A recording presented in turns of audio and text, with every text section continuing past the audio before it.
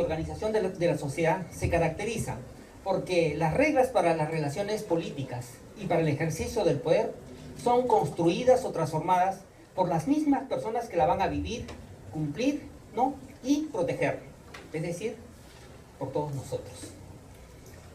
Pero vivimos en una democracia, ¿no?, representativa. Tenemos que el artículo 43 de nuestra Constitución Política nos dice, ¿no?, la República del Perú es democrática, social, independiente y soberana. Su gobierno es unitario, representativo y centralizado y se organiza bajo el principio de la separación de poderes. ¿Correcto? Entonces nos habla de un gobierno representativo. Entonces, ¿quién es el encargado? En este caso, bajo este principio de separación de poderes, el encargado de hacer las leyes es el Congreso de la República. ¿Correcto?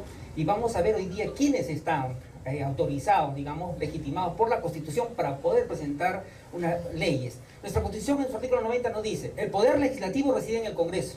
Entonces los ciudadanos nos imaginamos que solamente es el Congreso el que puede hacer las leyes. Y no es así, vamos a entender que son otros organismos también que tienen esa facultad. La ley es una norma jurídica que emana del Congreso, ¿no? La ley emana del Congreso, ¿correcto? Y la Constitución contiene diversas normas jurídicas consideradas de primer orden. Ello significa que cualquier norma que contradiga no debe ser aplicada. En segundo orden va a estar la ley, la cual debe estar en armonía con la Constitución y prima sobre cualquier otra norma o rango. Tenemos ahí la pirámide de Kelsen, donde podemos ver, ¿no?, en primer lugar, ¿no?, en primer lugar tenemos a la Constitución política, ¿correcto? En segundo lugar tenemos a las leyes orgánicas, ¿no?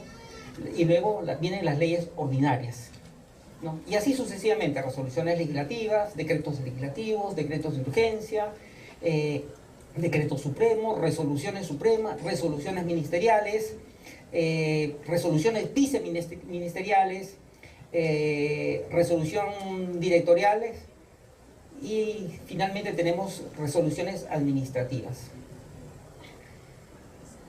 ¿Qué es un proyecto de ley? A veces nos imaginamos que un proyecto de ley también es algo así muy, muy complejo, muy difícil de hacer. ¿Proyecto de ley nace de qué? De una idea. Nos dice, el proyecto de ley es un documento parlamentario que propone la alternativa de solución ante un problema concreto que afecta o beneficiará a la población. O sea, ¿de qué nace un proyecto de ley? De una idea para atacar un problema, solucionar o mejorar algo. Entonces, partimos de esto, ¿no? Que es un documento parlamentario. El proyecto de ley es un documento parlamentario que propone una alternativa de solución ante un problema concreto. ¿Quiénes tienen la facultad de presentar leyes? Es decir, el artículo 90 un poquito que parece que nos encasilla y nos podría confundir, pero tenemos que de acuerdo al artículo 107 de nuestra Constitución Política del Perú, ¿no?, tienen, ¿no?, iniciativa legislativa los tres poderes del Estado.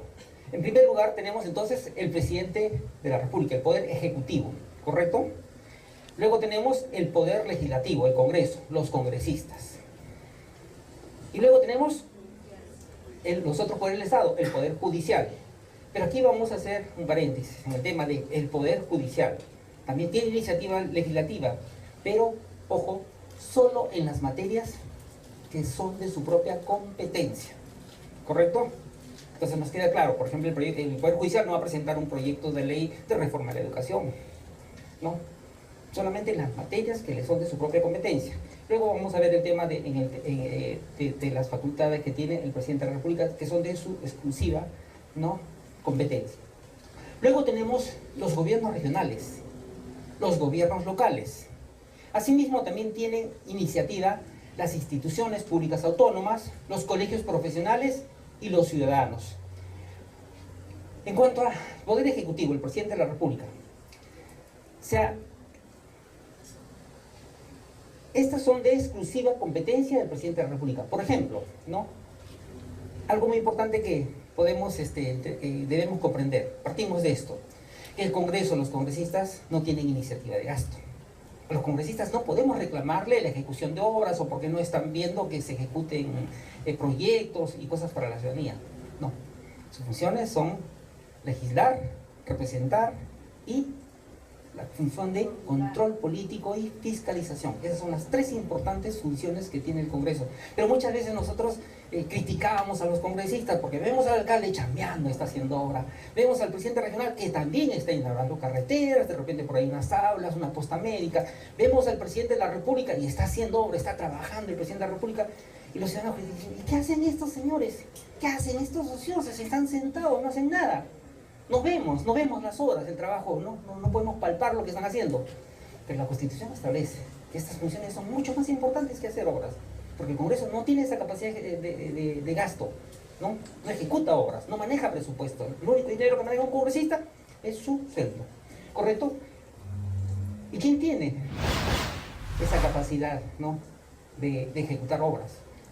Las diversas instancias de gobierno. Entonces, pero le compete de manera exclusiva los proyectos de ley referentes a materia presupuestal y financiera, la tiene el presidente de la República. ¿Quién maneja la política económica del país? El presidente de la República, bueno, a través del Ministerio de Economía y Finanzas. Entonces tenemos también proyectos de legislación delegada. Hace unos días el premier Villanueva ha dicho que va a solicitar facultades legislativas. ¿Qué son las facultades legislativas? Nos dice que el poder legislativo reside en el Congreso, o sea que son ustedes, imaginemos, son ustedes, el Parlamento, los congresistas, los que hacen las leyes. Pero yo como presidente del Consejo de Ministros les pido, señores congresistas, mediante una ley les pido que me den facultades, ¿no? El presidente de la República pide facultades para hacer las leyes, ¿no? Les estoy viendo que yo, para hacer las leyes directamente, no a través del Congreso, sino directamente. Pero tampoco es un cheque en blanco, porque el Congreso, vamos a ver más adelante, que el Congreso tiene la facultad de revisar esas leyes que va a dar directamente el Poder Ejecutivo. Entonces, ¿quién va a pedir esa legislación delegada? ¿Un congresista? No. ¿Lo va a pedir un ministro? No. Lo tiene que pedir el presidente de la República. Luego tenemos, en cuanto a las leyes de demarcación territorial, sobre tratados internacionales, sobre el consentimiento, que a veces lo escuchamos muchas veces, ¿no? El consentimiento de ingreso de tropas extranjeras, ¿no? Sin afectar la soberanía. Eso lo tiene que presentar como un proyecto de ley para que el Congreso le dé la autorización, ¿correcto? Prórroga de estado del sitio, declaración de la guerra y firme de la paz, autorización para ausentarse del país. Por ejemplo, el presidente de la República tiene que viajar aquí, al Ecuador, para salir del país. Entonces tiene que presentar un proyecto, una iniciativa legislativa ante el Congreso, que tiene que ser aprobado por el Congreso para que él pueda salir del país. ¿Lo puede presentar un congresista? No. Es su exclusiva competencia. Entonces, nos recordemos esto, que estas iniciativas son de exclusiva competencia del presidente de la República. En cuanto a los congresistas también no pueden presentar, esto fue modificado hace unos años, al reglamento del Congreso, los congresistas no presentan sus proyectos de ley, sus iniciativas de manera personal, sino son a través de su grupo parlamentario, ¿correcto? No pueden contener propuestas de creación ni aumento del gasto público, ¿no? No pueden versar sobre viajes al exterior del presidente de la República, ni prórroga de estado de sitio, ni aprobación de tratados internacionales, ni autorización de tropas extranjeras, ni declaración de la guerra y firma de la paz. Artículo, recordemos, lo que es de materia de exclusiva competencia del presidente de la República. Deben contener una lista de beneficiados o las características del régimen penitenciario, en este caso no pueden incurrir en la copia de proyectos de ley publicados en el portal del Congreso, deben consignarse si tienen relación con la agenda legislativa.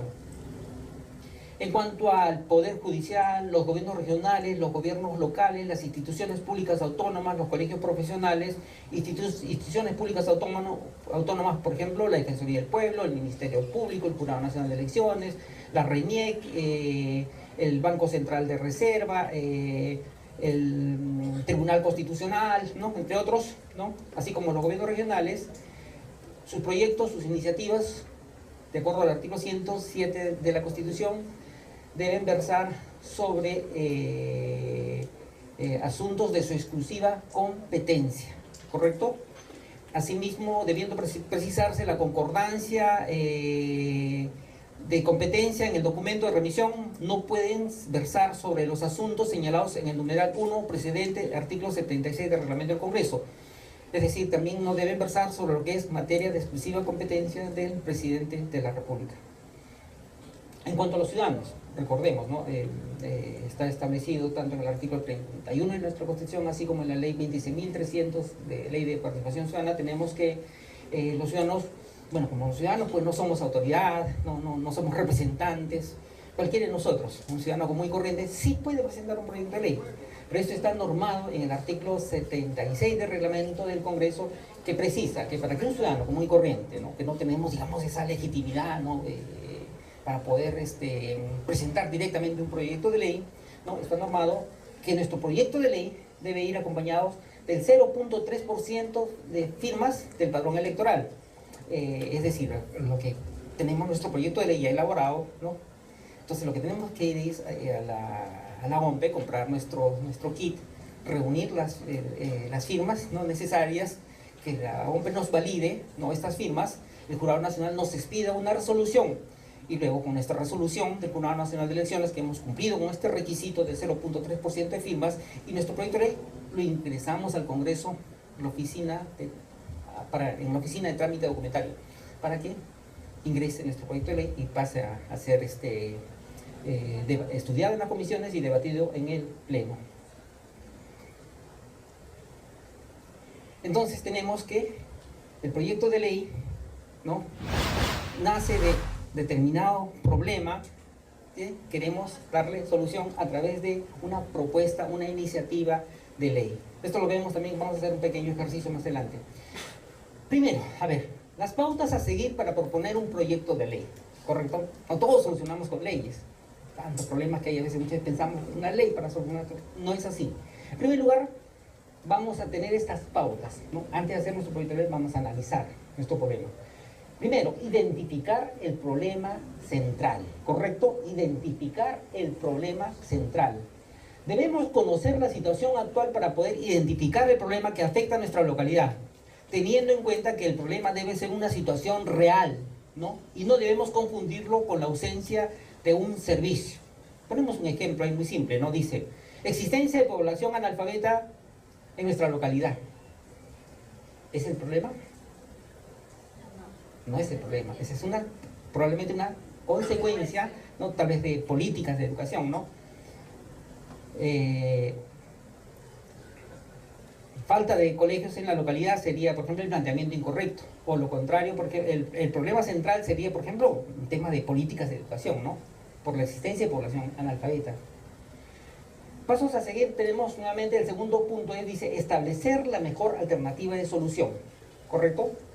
Habiéndose determinado el problema central, sus efectos y causas, se debe hacer una lista de todas las alternativas posibles de solución, eligiendo la alternativa más adecuada que pueda dar solución al problema identificado. Tiene que ser posible, pertinente, apropiada y pueda verse reflejada en la elaboración de un proyecto de ley. A ver, un problema, de repente un problema mediático. Feminicidio. Sueldo de los congresistas y feminicidio. A ver. Me interesa como pregunta, vamos a verlo más adelantito, el tema de los sueldos de los congresistas, pero vamos a ver un problema, porque no es un problema, es un problema nacional el tema de los sueldos de los congresistas. ¿Problema nacional es un problema? A ver, hay algo que nos hubiera gustado, por ejemplo, a ver, vamos a ver, indudablemente que la institución Congreso de la República es una institución de una u otra manera que no goza no es popular, no goza de la aprobación de la población, probablemente por campañas mediáticas. Nuestro Congreso no es popular, hablamos de un 70% de la población que se considera no representada. Pero cuando hablamos, por ejemplo, del fútbol, ¿nos sentimos representados? todos nos sentimos representados, nos sentimos identificados con esos 11 jugadores, ¿correcto? Nos sentimos plenamente identificados. ¿Qué pasa? ¿Quiénes integran, por ejemplo, la selección peruana de fútbol? Vamos a poner dos ejemplos. Los jugadores de la U y la Alianza, los cremas y los blanquiazules, ¿correcto? ¿Qué pasa con estos jugadores cuando juegan en un partido, un clásico? Se muelen a patadas. No es el fútbol que jugamos decente nosotros aquí en nuestras canchitas, sino el fútbol se muelen a patadas, codazos, escupitajos, se saludan a su quinta generación. ¿Por qué? Porque quieren derrotar al rival, quieren ganar. ¿Qué pasa con los chicos cuando estas barras, cuando se encuentran en las calles? Se matan, a veces hasta se matan, se agarran a golpes. ¿Por qué? Por defender a sus colores. Pero ¿qué pasa cuando estos jugadores, estas gallinas o estos patos o lo que fuera, van a jugar a la selección? ¿Qué pasó? Nos sentimos representados, por eso, bueno, me interesa un comino los colores políticos, pero nos sentimos plenamente representados, identificados. ¿Nos identificamos con qué? Con la blanquirroja, ¿correcto? ¿Y qué queremos? Que estos representantes, ¿no?, del fútbol, pues nos traigan satisfacciones, que nos traigan logros, que hagan goles, ¿no? Eso es lo que queremos, la representación. Pero aún los ciudadanos no entendemos esa representación en el deporte, lo que tendría que ser la representación política. Porque la representación política es como el deporte. No son 11 jugadores, son 130. Han sido elegidos por el pueblo. Han sido elegidos por el pueblo. Nos guste o no, ¿no? Sus posiciones políticas, o los colores, o lo que fuera. ¿Qué pasa? Que nos estamos quedando en los colores. Nos estamos quedando, digamos, en el tema de la política, nos estamos quedando identificados en los colores y luego decimos no nos sentimos representados. Es cierto, ha habido gestos, actitudes, comportamientos de algunos representantes, pero no podemos generalizar a toda la institución, porque la institución, Congreso de la República, es nuestra, de todos los peruanos. Pero hay algunos congresistas que no lo hacen por identificación, lo hacen por hecho legislativo. Exacto, perfecto. Plenamente contigo, coincido de que algunos congresistas, pero por eso no, lo querramos o no, el Congreso de la institución es una institución, es el pilar del sistema democrático, lo querramos o no, ¿no? Muchas veces, por ejemplo, a veces la insatisfacción o el mal comportamiento de algunos representantes, ¿qué genera en nosotros? Sencillamente cierran el Congreso, que se vayan todos, ¿correcto? Les acabo de mencionar el artículo 43 de la Constitución. ¿Qué pasaría con la silla que usted está sentada, señorita, si le cortamos una pata? Te caes. Entonces, ¿cómo podemos hablar de un sistema democrático si cerramos el Congreso? ¿Cómo podríamos hablar de democracia? ¿No? ¿Cómo podríamos hablar? Luego, nos salimos del tema en el sueldo, pero sí me interesa porque es un tema polémico. No vengo acá en representación de ningún parlamentario, vengo en representación de la institución. Soy un ciudadano como todos ustedes y la institución, Congreso de la República, lo que quiere es, casualmente, a través de ustedes, mejorar. ¿Cómo podemos cambiar el Congreso? A través de ustedes, jóvenes, que asuman los liderazgos, aprender a valorarnos como ciudadanos, ¿no? Aprender a valorarnos como ciudadanos, aprender a elegir bien. Entonces lo que tenemos que aprender nosotros, especialmente ustedes, es a conocer, ¿no?, a defender, a proteger su institución, Congreso de la República, como participante. ¿A qué edad se inició la política? ¿Perdón? ¿A qué edad se inició la política? No, yo no soy político. Soy tengo tampoco representante, soy un funcionario del Congreso de la República hace más de 20 años. Sí, tengo la oportunidad de trabajar hace 20 años en diversas, en todo el país, ¿no? Pero todo ciudadano no es un ser político a la vez. No, pero digamos, no hago la política partidaria, ¿correcto? El sueldo de ciudadano, a ver, nos distrae, pero no importa. No quiero que se quede en blanco o pensar que le estoy eludiendo la pregunta. Indudablemente el sueldo de congresista, bueno, primero, nos remontamos a algo. La política económica en el país, la política remunerativa en el país. Lamentablemente durante décadas y décadas, ¿no?, ha sido un abuso total, un desorden total, un caos total. ¿Qué pasaba? Vamos a ver 15 años atrás, ¿no? ¿Cuánto era el sueldo, por ejemplo, de un presidente de la República? Aproximadamente 5.000 soles. ¿Cuánto ganaba un ministro? De repente el ministro de Economía ganaba 25.000. el ministro de Agricultura 10.000, el otro ministro de Trabajo 30.000, y así, un desorden total. ¿Cuánto ganaba un embajador? Un embajador de repente que se iba a España, $30.000, un embajador que se iba a otro país, de repente 20.000, o sea, era un caos total, un desorden total.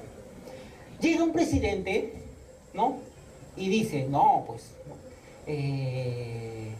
yo voy a ganar, yo soy una persona honesta, voy a ganar su sueldo de 3.000 soles, de 4.000 soles, lo subió a 47.000 soles. Y cuando todos reclamamos los ciudadanos, no, pero yo voy a donar parte de mi dinero a los canillitas. Y se quedó con ese sueldo de 48.000 soles.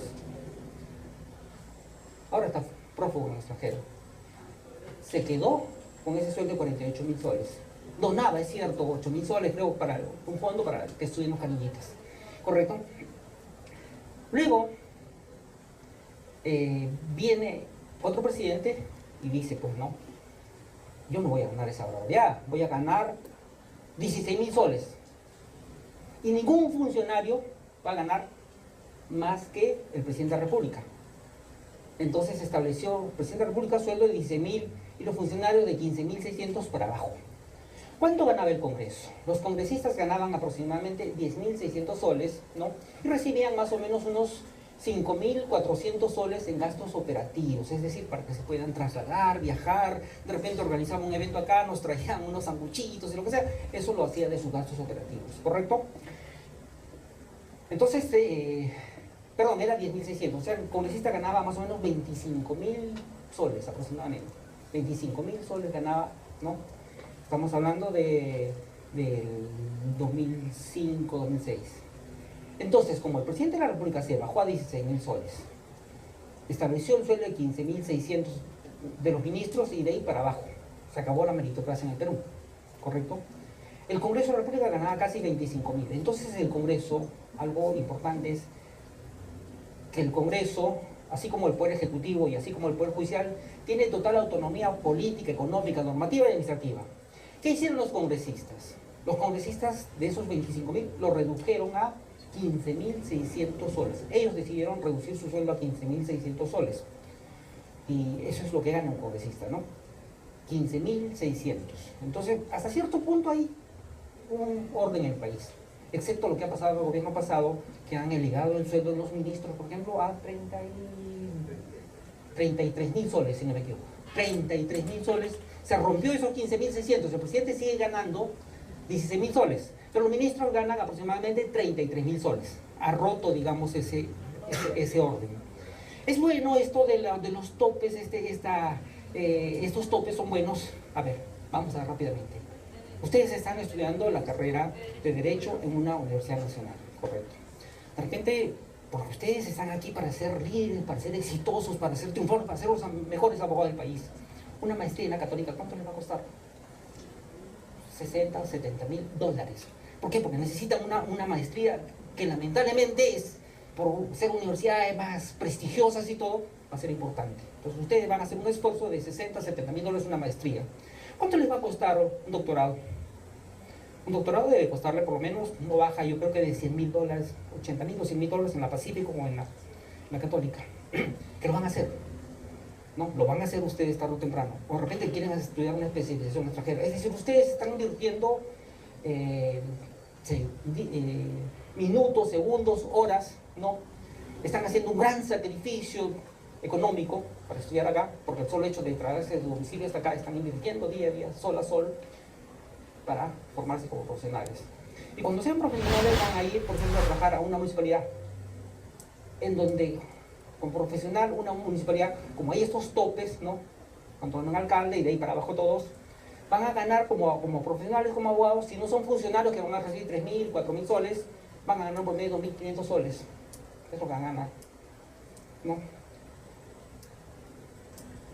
Y si de repente son buenos profesionales, van a ir a una empresa transnacional, a una empresa extranjera o lo que fuera, los va a contratar y les va a pagar de repente 6, 7, 8, 9, 10.000 dólares, les va a pagar. Pero ustedes quieren servir a su país, no van a ganar, ¿no?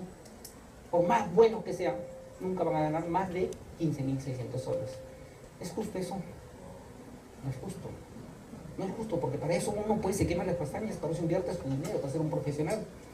Entonces, Eso está mal, el tema de esos topes. Hasta cierto punto ayudó a poner orden. Entonces, el sueldo del congresista es 15.600 soles. Ahora yo digo, 15.600 soles. A veces por hacer populismo hay gente que en los medios de comunicación sale.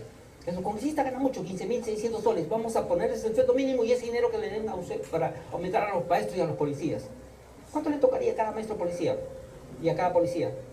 20 centavos. Estamos hablando de 130 congresistas. Multipliquemos matemáticamente cuánto nos sale. ¿Cuánto le vamos a aumentar a cada policía? ¿20 centavos? ¿10 centavos? Reduciendo el sueldo mínimo.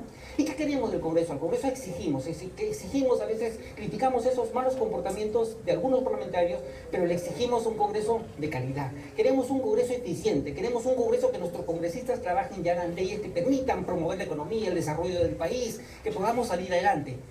Queremos a los mejores. Queremos a los mejores congresistas, que hagan bien su trabajo, que se dediquen así con abnegación, con sacrificio a tiempo completo. ¿Y qué dice la ley? El cargo de congresista es a tiempo completo. Le está prohibido desempeñar cualquier profesión o oficio, excepto la docencia universitaria, durante las horas de funcionamiento del Congreso. ¿Y cuáles son las horas de funcionamiento del Congreso? ¿Cuáles son las horas de representación? Señoras, la representación es las 24 horas del día, los 365 días del año. No hay horario. En el Congreso no tenemos horario. ¿No? Los parlamentarios mucho menos. Entonces, es a tiempo completo. Conozco muchos empresarios, conozco muchos parlamentarios profesionales, por ejemplo, distinguidos notarios. ¿Cuánto gana un notario? Un notario no se lleva menos de 100.000 soles al año. Perdón, mensual. Un buen notario. 100.000 soles, por lo menos, se gana. Si ese buen notario, ese buen profesional, quiere servir a su país, se va al Congreso, tiene que cerrar su notaría, dedicarse solamente a trabajar al Congreso. 15.600 soles. Con su descuento, más o menos 11.500 soles. Canasta navideña la recompensa. Después hablamos de la canasta. 11.500 soles. ¿Correcto? Entonces, empresarios. Tiene un empresario exitoso de la construcción. Tenemos muchos congresistas. Lamentablemente, por ejemplo, su constructora ya no puede contratar en el Estado. Tiene que renunciar a su gerencia, a lo que fuera, y contratar con el Estado. O sea, son personas que tienen que dedicarse a la política. Por ejemplo, no nos llevemos por algunos malos parlamentarios que hemos tenido. No generalicemos. Porque la política, si yo les pregunto a ustedes, ¿quién quiere ser político? De repente van a levantar la mano 2 valientes. Pero la política no es lo que algunos malos políticos nos han hecho creer, pensar, que la política es mala, asquerosa, sucia, que la traición, la envidia y lo que fuera. O el tema personal. Eso no es la política. Y ustedes como hombres de derecho y personas del derecho no van a entender que la política es probablemente una de las profesiones más abnegadas en el ser humano, en el sentido que es la persona que debe buscar, promover el bienestar de los ciudadanos. E implica muchos sacrificios. La verdad que conozco también a muchos políticos, buenos políticos, que sacrifican el hogar, sacrifican sus aspiraciones económicas y todo lo demás, pierden a sus familias, lamentablemente pierden a sus hijos porque no los pueden disfrutar, porque implica el sacrificio, mucho sacrificio, ¿no? Dedicarse a la política. Entonces es una abnegada profesión el ser político. No excepto, por ejemplo, podemos contar algunos malos políticos. Eso no es la política. Entonces, el sueldo es ese, 15.600 soles. Ahora, ¿qué queremos, en el Parlamento? No, si hacemos también un cuadro comparativo, hagan ustedes un trabajo, estudien a nivel de Latinoamericana, de toda Latinoamérica, el sueldo equivalente en dólares es el menor de toda Latinoamérica. Pero yo digo, pues como ciudadano, como peruano, ¿qué es lo que quiero? Si yo tendría, si en mí estaría la decisión de que hay que pagarle 50.000 soles a un congresista, pues se lo pagaría, pero quiero tener congresistas a los mejores. Quiero congresistas que verdaderamente trabajen, hagan las leyes que necesitamos los peruanos. ¿Para qué? Para que yo también, pues, para que el Estado tenga el dinero suficiente, para que haya las oportunidades, que el país se desarrolle, para que el Estado tenga lo suficiente para invertir en educación, en salud, en obras, para que el Estado tenga lo suficiente también para mí como maestro, de repente no pagarme 3.000 o 4.000 soles, sino que me pueda pagar, por ejemplo, pues, lo que yo quiero, de repente de 8 o 10.000 soles, también yo pueda ganar eso. Entonces, ¿qué necesitamos? Que el dinero, la plata no viene sola, el dinero hay que generarlo a través de normas, leyes, a través de una gestión eficiente. Entonces queremos congresistas que ayuden, ¿no?, con sus normas, con sus leyes, a generar una economía, que el país se pueda tener los recursos necesarios, hay oportunidades de empleo, hay oportunidades económicas en el sentido que todo pueda mejorar, todos nos pueda mejorar. Pero estamos pensando en jalarle la pata a los que más ganan y nos vamos a quedar todos abajo, pues en el fondo. Entonces eso tenemos que cambiar, ¿no? En el sentido de que para eso está la meritocracia. Quien más produce, quien más es más eficiente, o los mejores, pues deben estar arriba siempre. Y no jalarle la pata para que todos seamos mediocres, ¿no? Ese es mi punto de vista muy personal. Indudablemente que vemos, pues, ¿no?, cuánto gana un maestro y cuánto gana un congresista, hay una diferencia, ¿no? Pero trabajemos a nuestro Congreso para que esto se revierta, para que mejore la economía. No ganamos nada, o sea, sumándonos a estas campañas mediáticas de satanización, no crítica, de manera permanente, a lo que es la institución del Congreso de la República. Porque repito, la institución es nuestra. Finalmente, no sé si queda claro el tema de esto, ese es el sueldo. El tema de la corrupción y todo lo referido a estos pocos, como se le ha llamado a algunos congresistas que cometen falta de ética dentro de sus funciones, ¿qué alternativas de solución usted propondría? ¿Realmente está cumpliendo la Comisión de Ética su función real? Mire, a ver, también no confundamos una cosa. Estamos hablando de un poder ejecutivo, un poder legislativo y un poder judicial, de la que ustedes van a ser parte. Probablemente jueces, magistrados, fiscales, ustedes van a ser partes. No confundamos, o sea, el trabajo, porque el Congreso es una institución política. En el Congreso no existe un ganador. No existe un ganador en el Congreso. No, vas a entender hoy día que el Congreso es una máquina de reloj suiza. En el Congreso no hay ganador. En el Congreso lo que hay es grupos parlamentarios, o sea, hay mayorías y hay minorías. La representación es esa. Cuando elegimos un presidente sí tenemos un ganador. En el Congreso no hay ganador, hay mayorías y minorías. Esa mayoría, cuando se debate un proyecto de ley, se convierte en minoría. ¿Por qué? Porque de repente todos están de acuerdo con este proyecto. Y así va fluctuando, digamos, lo que pasó con el gobierno del señor Humala, que era una mayoría absoluta y se convirtió en una minoría. Bueno, el Congreso es eso, ¿no? Es una institución política. Las decisiones son políticas. No, o sea, el Congreso no es otra cosa, es una institución netamente política. Las decisiones que tengan que tomar, los acuerdos, las coyunturas, las circunstancias, son decisiones políticas. Entonces el Congreso tiene su comisión de ética. La comisión de ética, ¿no?, de acuerdo a la Constitución, puede sancionar a un congresista de 3 a 120 días. No más.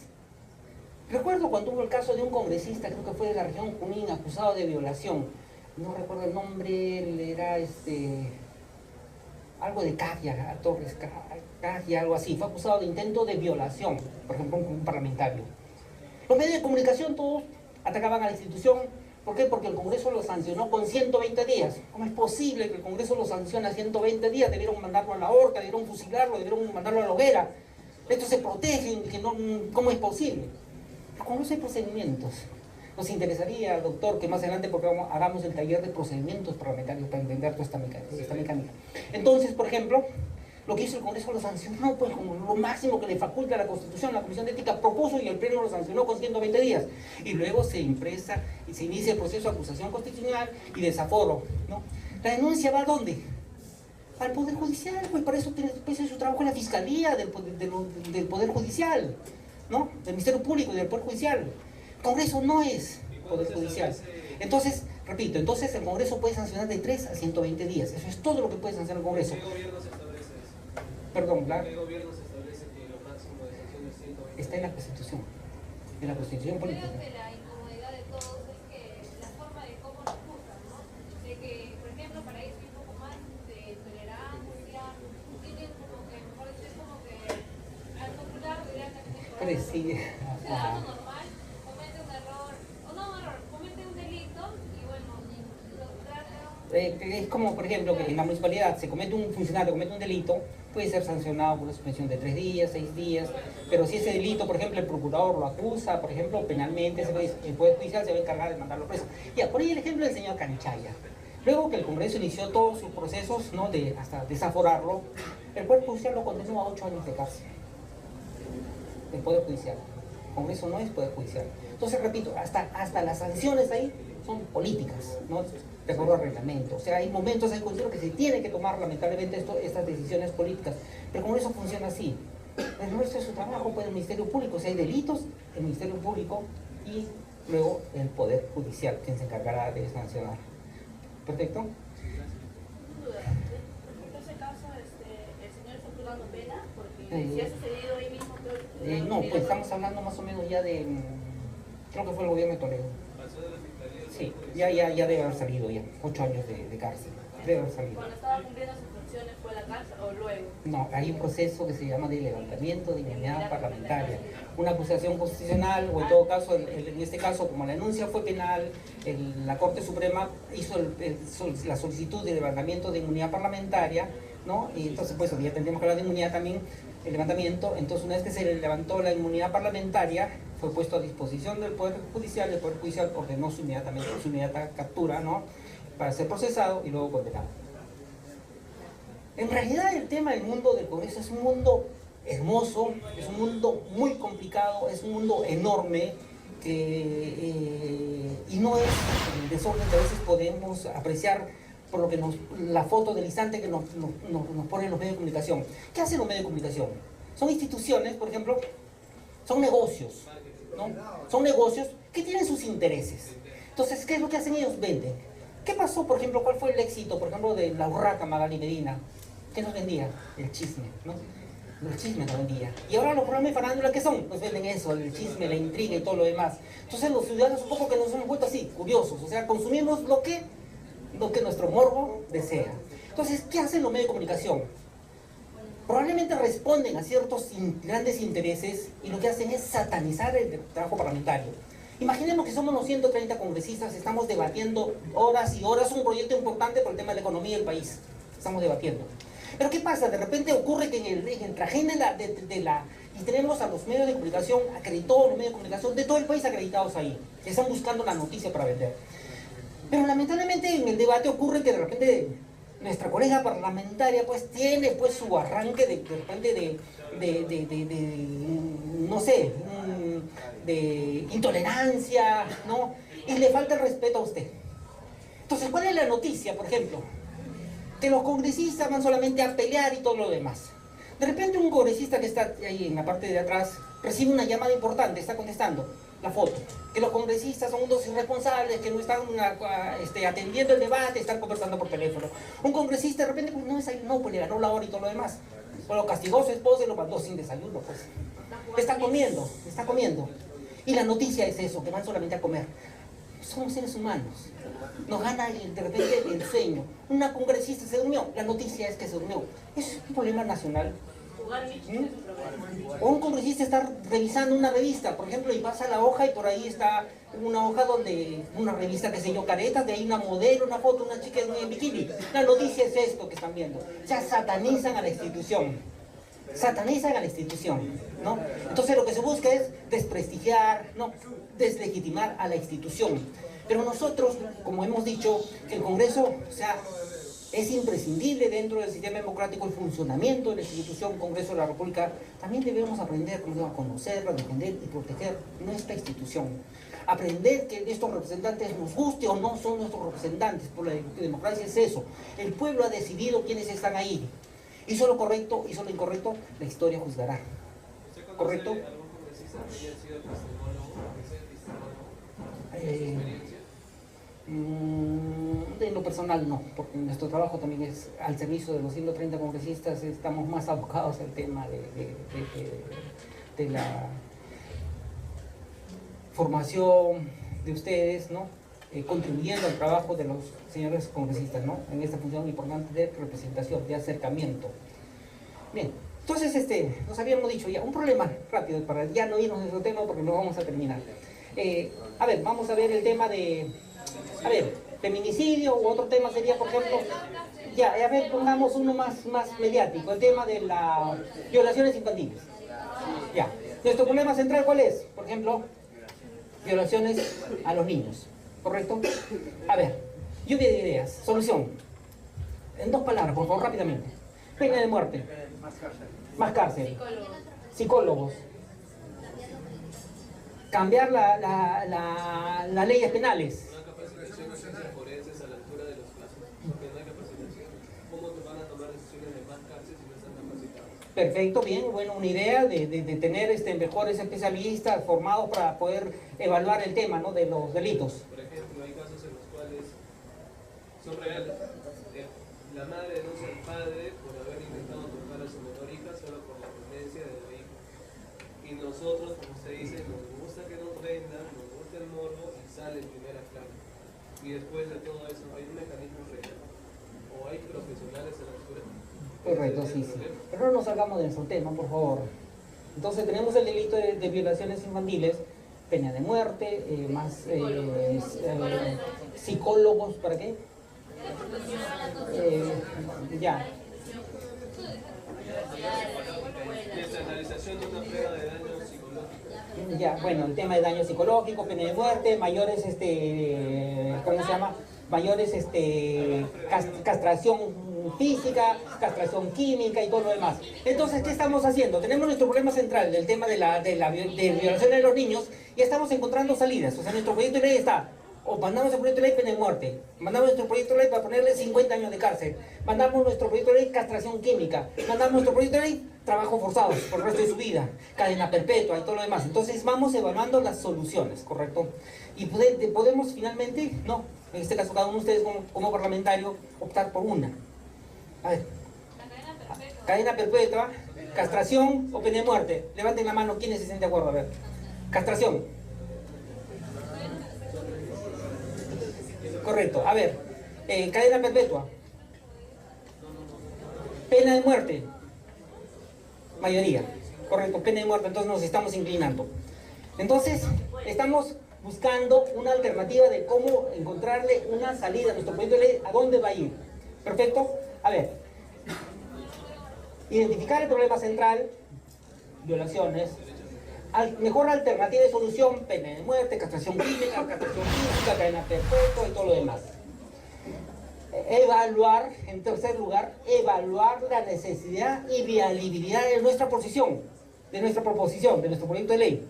En primer lugar, definir si la materia a solucionar requiere la aprobación de una ley.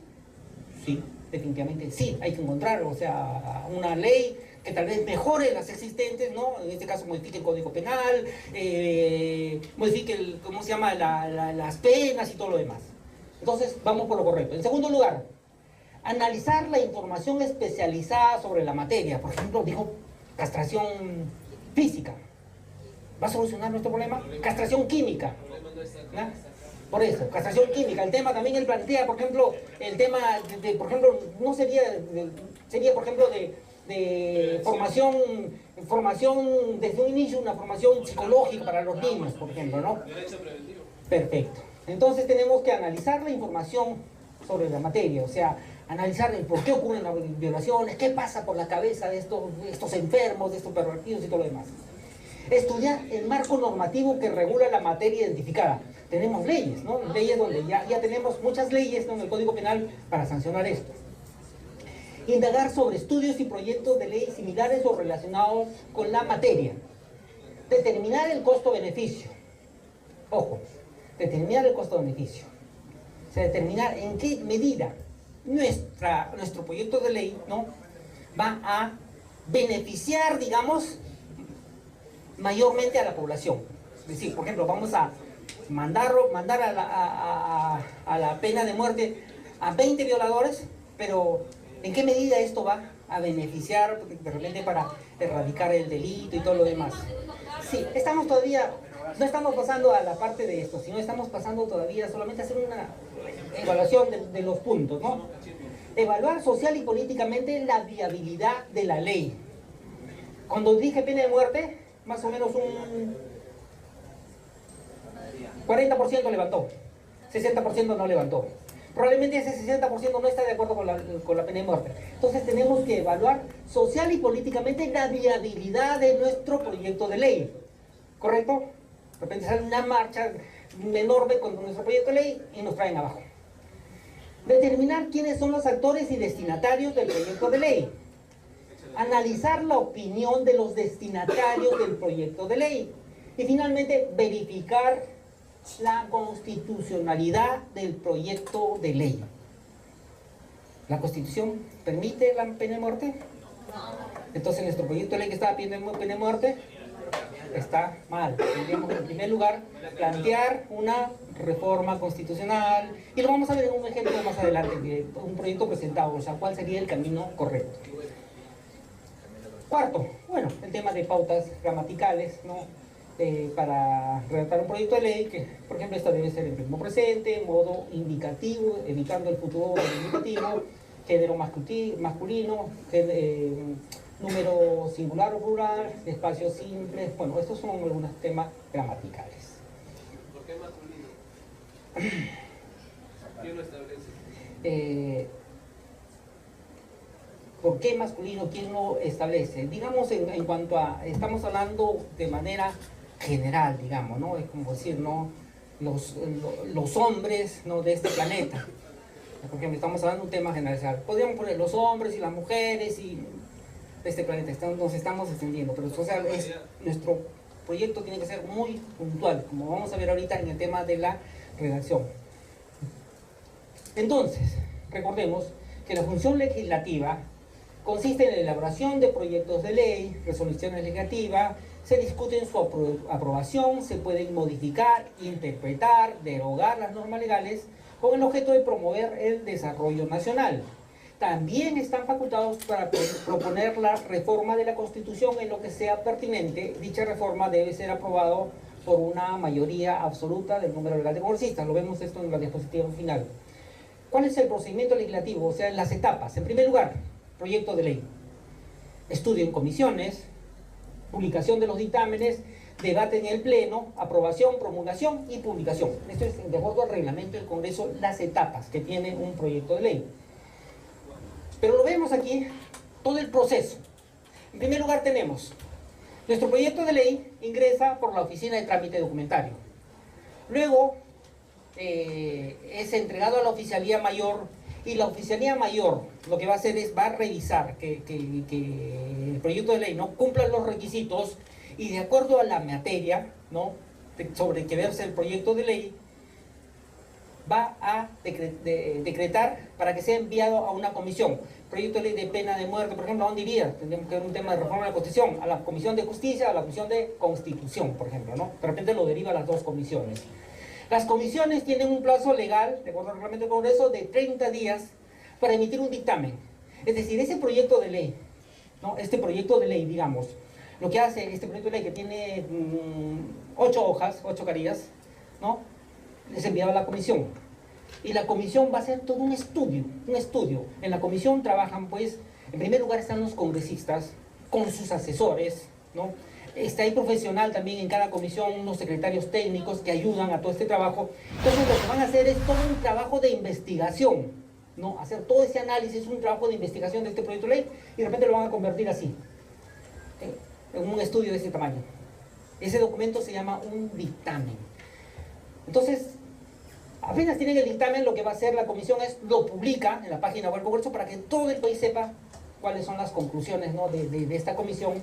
Y luego es enviado al Consejo Directivo este dictamen para que lo ponga en agenda, ¿no? Para que sea puesto en orden del día y pueda ser debatido en el Pleno. Un proyecto de ley, ¿no? ordinario, para poder ser aprobado en el Congreso, requiere doble votación, ¿correcto? Una vez que es aprobado, ¿no? El proyecto de ley por el Pleno, se envía este proyecto de ley textualmente tal como fue aprobado a la oficina, una oficina especializada de la Oficialía Mayor, la Oficina de Relatoría Agenda, quien va a elaborar un documento, ¿no? de nuestro proyecto de ley, que se llama una autógrafa de ley. Esta autógrafa de ley es un documento muy formal, ¿no? Es enviado a la Oficialía para que sea firmado por el presidente del Congreso y un vicepresidente, y luego es enviado al presidente de la República. Y el presidente de la República tiene un plazo legal de 15 días para promulgar la ley, ¿correcto? Para promulgar la ley. Y una vez que promulga, firma la ley, el proyecto de ley, sabemos que toda ley entra en vigencia al día siguiente de su publicación. Pero todavía no sabemos, ahí vamos a ver en adelante, que todavía por aquí hay algunas salidas diferentes, ¿no? a todo este proceso. Este es el ciclo legislativo, todo el proceso. En primer lugar, presentación. ¿Quiénes pueden presentar? Presidente de la República, congresistas, los otros por el Estado, instituciones públicas autónomas, gobiernos regionales, municipalidades, colegios profesionales y los ciudadanos. El proyecto de ley, una vez presentado al Congreso de la República, se publica textualmente, así, tal como fue presentado, se publica en la página web, para que el país sepa que se ha presentado un proyecto de ley. Una vez publicado, es decretado a una de las comisiones, una vez publicado, se decreta una comisión, y la comisión hemos dicho que tiene un plazo de 30 días para emitir un dictamen. Este dictamen en la comisión podría ser por unanimidad, podría ser en mayoría, podría ser, en mayoría y minoría, 2 dictámenes, o podría tener un dictamen negativo. Si tiene un dictamen negativo, ¿qué pasa con este proyecto de ley? Murió. Se va al archivo. Perfecto, se archiva. Pero, si tiene un dictamen de repente por unanimidad o por mayoría, hemos dicho que el Consejo Directivo lo pone en orden del día para que sea debatido en el Pleno. El Pleno tiene que aprobar, ¿no?, en doble votación, pero también podría ser que nuestro proyecto de ley fue por unanimidad, ¿no? Y la comisión está integrada, las comisiones no están integradas por solamente un grupo parlamentario. O sea, de manera, en el Congreso se respeta la proporcionalidad. En todos los grupos de trabajo, en las comisiones investigadoras, se respeta la proporcionalidad que el pueblo ha dado. Es decir, que todos los grupos parlamentarios están de manera proporcional representados en una comisión. De repente lo aprobamos todos los grupos parlamentarios por unanimidad. Pasó al Pleno y el Pleno lo rechaza. ¿No? Pese a que, digamos, nuestros representantes han estado trabajando y han aprobado, el Pleno, el debate lo rechaza, se va al archivo. Si es aprobado nuestro proyecto de ley con doble votación, habíamos dicho que se elabora la autógrafa de ley y se envía al presidente de la República, que tiene un plazo de 15 días. El presidente de la República tiene 3 opciones. En primer lugar, lo firma, lo promulga, publica y entra en vigencia al día siguiente de su publicación. Pero puede pasar que en 15 días el presidente ni lo promulga ni lo observa. Entonces, ¿qué es lo que va a ocurrir con este proyecto de ley? Este proyecto de ley, ¿no?, regresa al Parlamento y lo que hace es quien lo promulga, porque el presidente de la República no pasó su plazo legal, no firmó ni lo observó, lo promulga el presidente del Congreso, ¿no? Y ordena, le piden un número de ley y ordena su publicación y entra en vigencia al día siguiente de su publicación. El presidente del Congreso no lo puede observar nada, sencillamente promulgarlo, ¿correcto? Pero ¿qué pasa si el presidente de la República observa el proyecto de ley? Ahí empezamos ya todo otro proceso, que el proyecto de ley, la autógrafa de ley observada, regresa a la comisión de origen, a la comisión dictaminadora. Esta comisión dictaminadora tiene 3 alternativas. En primer lugar, insistencia, allanamiento o texto nuevo, ¿no? Una vez que toma una decisión la comisión, este dictamen es enviado al Pleno, ¿no?, con la decisión tomada para que sea debatido. A ver, la insistencia propuesta por la comisión, o sea que la insistencia es: bueno, señor presidente, no aceptamos sus recomendaciones, sus observaciones, queremos que se apruebe tal como lo ha decidido el Pleno, ¿correcto?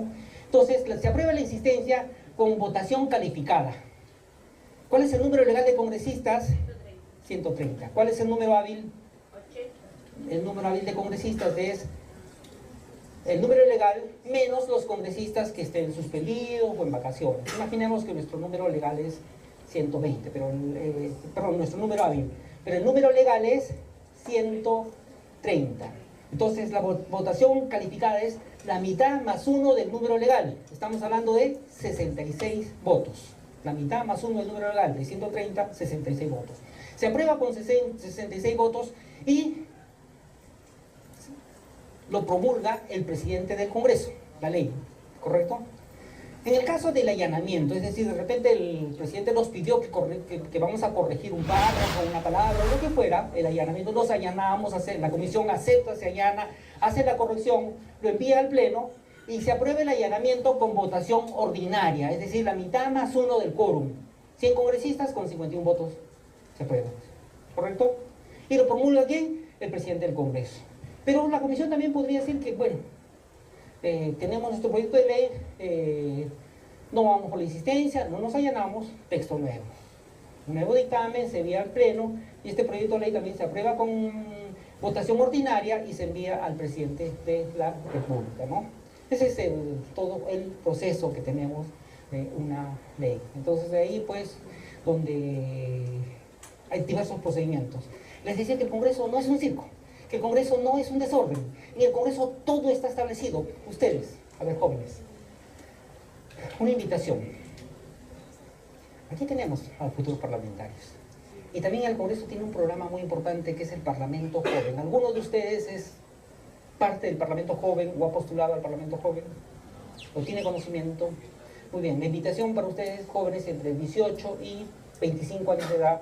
El Congreso tiene un proyecto que ya se viene desarrollando hace muchos años, que es Parlamento Joven, donde las inscripciones son aproximadamente en diciembre, enero de cada año, y los jóvenes reciben una capacitación de 3 meses vía virtual, ¿no? Una capacitación de 3 meses, y cada curso son 5 módulos, tienen unas evaluaciones también virtuales, y los mejores alumnos que incluso que rinden el examen final virtual son seleccionados 130 jóvenes por cada región. En el caso de Lima provincia son 130 jóvenes. Entonces estos 130 jóvenes van a constituir un parlamento joven regional. Por lo tanto se van a reunir, se les va a imponer la medalla, van a juramentar al cargo, van a formar sus comisiones, grupos de trabajo, pero también van a elegir a sus representantes para el plenario nacional de manera proporcional. O sea, los 130 eligen a sus representantes para el plenario nacional. Este programa de la Oficina de Participación Ciudadana y la Fundación Hans Seidel de Alemania, ¿no? Financian todo este proyecto. Entonces es a nivel nacional, son 130 en cada región del país. Entonces la invitación está para que ustedes postulen al Parlamento Joven 2019. Esperemos que en una próxima visita pues tengamos aquí de repente a siquiera 5 representantes de Lima provincia o 10 representantes de acá del norte del país, del país, que tengamos como parlamentarios jóvenes. Exactamente tienen que tener 18 años. Ese de 18 a 25 años. El DNI determina por qué región postula, ¿no? Entonces, la invitación está hecha. ¿Cuál es el gran secreto que tienen que hacer ustedes? Bueno, ustedes ya estamos recibiendo una pequeña capacitación que es de los temas que van en la capacitación virtual. Ambos temas que vamos a conversar. Pero ya tienen ustedes, ¿no? Un paso adelante. Lo segundo es, revisen la Constitución política. O sea, ¿cuáles son las armas de un parlamentario? La Constitución política y otro documento que se llama el Reglamento del Congreso, que es una norma que tiene rango de ley. No la van a encontrar en ninguna librería, porque el Reglamento del Congreso, digamos, es de uso exclusivo de los congresistas, pero sin embargo están a disposición de todos los ciudadanos, publicados en la página web del Congreso de la República. Reglamento del Congreso y Constitución, ya se sacaron ustedes 21. O sea, ya están adentro, ¿no? Estudien entonces esas dos normas. Les decía entonces que deben conocer ustedes esas dos importantes normas, y ahí en el reglamento pues vamos a entender de que el Congreso no se mueve un documento que está acá si no tiene un procedimiento establecido. Hasta las discusiones que ven ustedes, 2 debates, y todo está plenamente establecido. Cuánto tiempo tiene cada grupo parlamentario, cómo se divide ese tiempo y espacio entre sus parlamentarios, ¿no? Cómo van a ser los diversos procedimientos que hay ante los diversos problemas que pueden surgir. Todo está establecido. Funciona como un reloj suizo el Parlamento, ¿no? O sea, todo está establecido de acuerdo a la Constitución y el Reglamento del Congreso. Entonces la invitación está hecha, jóvenes, para que puedan participar en este importante programa Parlamento Joven. Requisitos para presentar una iniciativa. Las proposiciones de ley deben contener una exposición de motivos donde se expresen sus fundamentos. El efecto y la vigencia de la norma que se propone sobre la legislación nacional, ¿no? El análisis costo-beneficio de la futura norma legal, incluido cuando corresponda a un comentario sobre su incidencia ambiental, y de ser el caso la fórmula legal respectiva, que estará dividida en títulos, capítulos, secciones y artículos. Estos requisitos solo pueden ser dispensados por motivos excepcionales. A ver, nos vamos al ejemplo, ¿correcto? Entonces la estructura, presentación, título, texto normativo y exposición de motivos. En primer lugar, la presentación. Dice, identifica al proponente o autor que ejerce el derecho de iniciativa legislativa. En caso de ser congresista, se debe indicar el nombre del grupo parlamentario a través del cual se presenta. Tenemos diversos tipos de presentación ahí. En este caso, por ejemplo, es a través de un proyecto de ley de un congresista, un proyecto de ley del Poder Ejecutivo y un proyecto de ley del Gobierno Regional. Vamos a compartir las diapositivas que ya están grabadas en la máquina para que puedan también tenerlo a la mano todos ustedes. Entonces son tipos de presentación, pero vamos a nuestro ejemplo directamente. Luego tenemos en segundo lugar el título. Observa los requisitos formales y de redacción que rigen para el título de la ley. Este debe reflejar la materia sobre la que versa la propuesta legislativa de manera clara, breve y sencilla. Es decir, nuestro título, al leerlo, cualquier persona debe identificar, ya sé de qué se trata. ¿Correcto? Ejemplo, por ejemplo, ley que establece la bolsa de trabajo juvenil con fondos del canon. Directo a la yugular, ¿no? Ley que regula el gasto de publicidad del Estado peruano. Ya sabemos qué es lo que quiere con ese proyecto de ley. Ley para inscripción y libre elección de apellidos de las personas. Es decir, el proyecto de ley, el título nomás ya nos está vendiendo qué es lo que queremos con este proyecto de ley. Ahora nos vamos a, por ejemplo, hay tipos de título, ¿no? Por ejemplo, ley que modifica. O sea, un título de una ley que modifica la ley tanto, por ejemplo, ¿no? O ley de interpretación, por ejemplo, del artículo 364, por la que se establece el plazo para interponer acción contestataria. Ley que deroga, ¿no? O abroga una ley, por ejemplo. ¿Correcto? Vamos al ejemplo. Tenemos el proyecto de ley presentado, ¿no? Entonces, lo que hace, ¿quién le asigna este número? La Oficialía Mayor. O sea, recepciona y le asigna ese número. Ese es ya su DNI del proyecto de ley. ¿Correcto? Con ese número se publica, con ese número nace hasta el final. ¿Correcto? Hasta que se convierte en ley. Tenemos la sumilla. Ley que declara el 13 de diciembre Día Nacional de los Espacios Públicos para las Personas. Esa es nuestra sumilla. La presentación. Vemos aquí la presentación, ¿no? De los congresistas. Por ejemplo, los congresistas de la República que suscriben la iniciativa del congresista Víctor Alves, perteneciente al grupo parlamentario Fuerza Popular, en ejercicio del derecho que le confiere el artículo 107 de la Constitución Política del Perú y los artículos 22, inciso C, 75 y 76, numeral 2 del Reglamento del Congreso de la República, presentan la siguiente iniciativa legislativa. Entonces, si vemos esto, estamos hablando prácticamente que todo es marco legal. Entonces tendríamos que cambiar solamente, si en caso es uno de ustedes parlamentarios, su nombre y el nombre de su grupo parlamentario al cual pertenecen. Entonces podríamos decir que esto es una plantilla, ¿no? Doctor, que se utiliza formalmente casi para todos los proyectos, ¿no? Es una plantilla, digamos, porque está todo el marco legal. Luego tenemos lo que es el proyecto de ley. Proyecto de ley. El Congreso de la República ha dado la siguiente ley, nuestro título. Ley que declara el 13 de diciembre Día Nacional de los Espacios Públicos para las Personas. Entonces ya estamos avanzando el número de proyecto, sumilla, presentación y título. ¿Correcto? Luego tenemos lo que es la fórmula, texto normativo o fórmula legal. Constituye el fundamento de la iniciativa legislativa. Observa los requisitos de estructura, formalidad, orden lógico y redacción que rigen el contenido de la ley. Incluye además las firmas del titular del derecho de iniciativa legislativa, de los adherentes y cuando corresponda del portavoz del grupo parlamentario. Nos vamos a nuestro ejemplo, nos habíamos quedado en el título, ¿no? Ley que declara el 13 de diciembre el Día Nacional de los Espacios Públicos para las Personas. Entonces, ¿qué es lo que vamos a ver? Vamos a ver el texto normativo. Artículo primero, finalidad de la ley. Dice, contribuir a solucionar los problemas que aquejan a la sociedad, familias, hogares y personas ocurren en el espacio público y se originan en gran parte por la falta, baja calidad e inadecuada gestión de los mismos. Artículo primero y artículo segundo, que el día 13 de diciembre de cada año sea declarado Día Nacional de los Espacios Públicos Peruanos. Entonces acá tenemos la fórmula legal, artículo primero, artículo segundo, y luego tenemos, en este caso, la firma del congresista y la firma de los congresistas adherentes, que debería ir con un mínimo de, hemos dicho, de... Si es un grupo parlamentario, el grupo parlamentario. ¿Qué es un grupo parlamentario? Un grupo parlamentario, digamos, de un partido político dentro del Congreso, ya no son partidos políticos, sino se conforman con un grupo parlamentario. Entonces son el conjunto de congresistas que comparten ideas, no, intereses comunes. Se conforma con un grupo, con un mínimo de 5 parlamentarios. Para presentar un proyecto de ley, por ejemplo, un grupo parlamentario de 5 congresistas necesita la mitad más 1 del número legal de sus congresistas, o sea, con 3 firmas.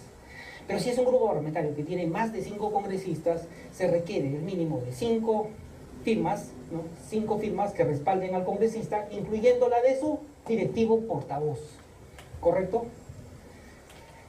Entonces tenemos ya tanto aquí y aquí el proyecto de ley. O sea, prácticamente en una cara está nuestro proyecto de ley. Pero luego viene la exposición de motivos. O sea, tenemos que fundamentar, ahí sí hay un pequeño trabajo, un gran trabajo de investigación para fundamentar nuestro proyecto de ley.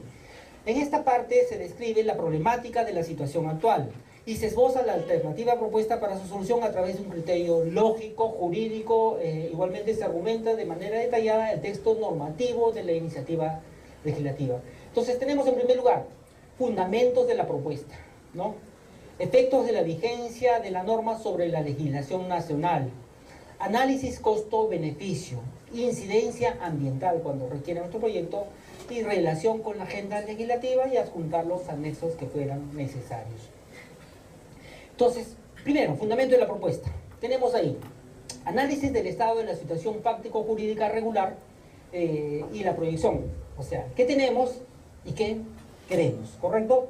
A ver, dice, estado actual de la situación fáctica. Aquí es un proyecto de ley de reforma de la Constitución. La Constitución dice, la pena de muerte solo puede aplicarse por el delito de traición a la patria en caso de guerra y de terrorismo. Así dice la Constitución, ¿correcto?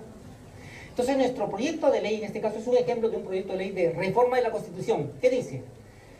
La pena de muerte solo puede aplicarse por el delito de traición a la patria en caso de guerra y del terrorismo. Es lo que teníamos, pero está agregando.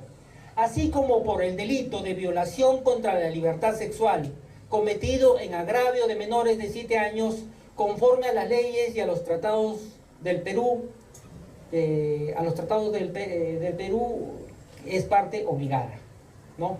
Entonces estamos ahí pidiendo una modificación de la Constitución, una reforma constitucional. Ahí está el artículo y le estamos haciendo un añadido, ¿no?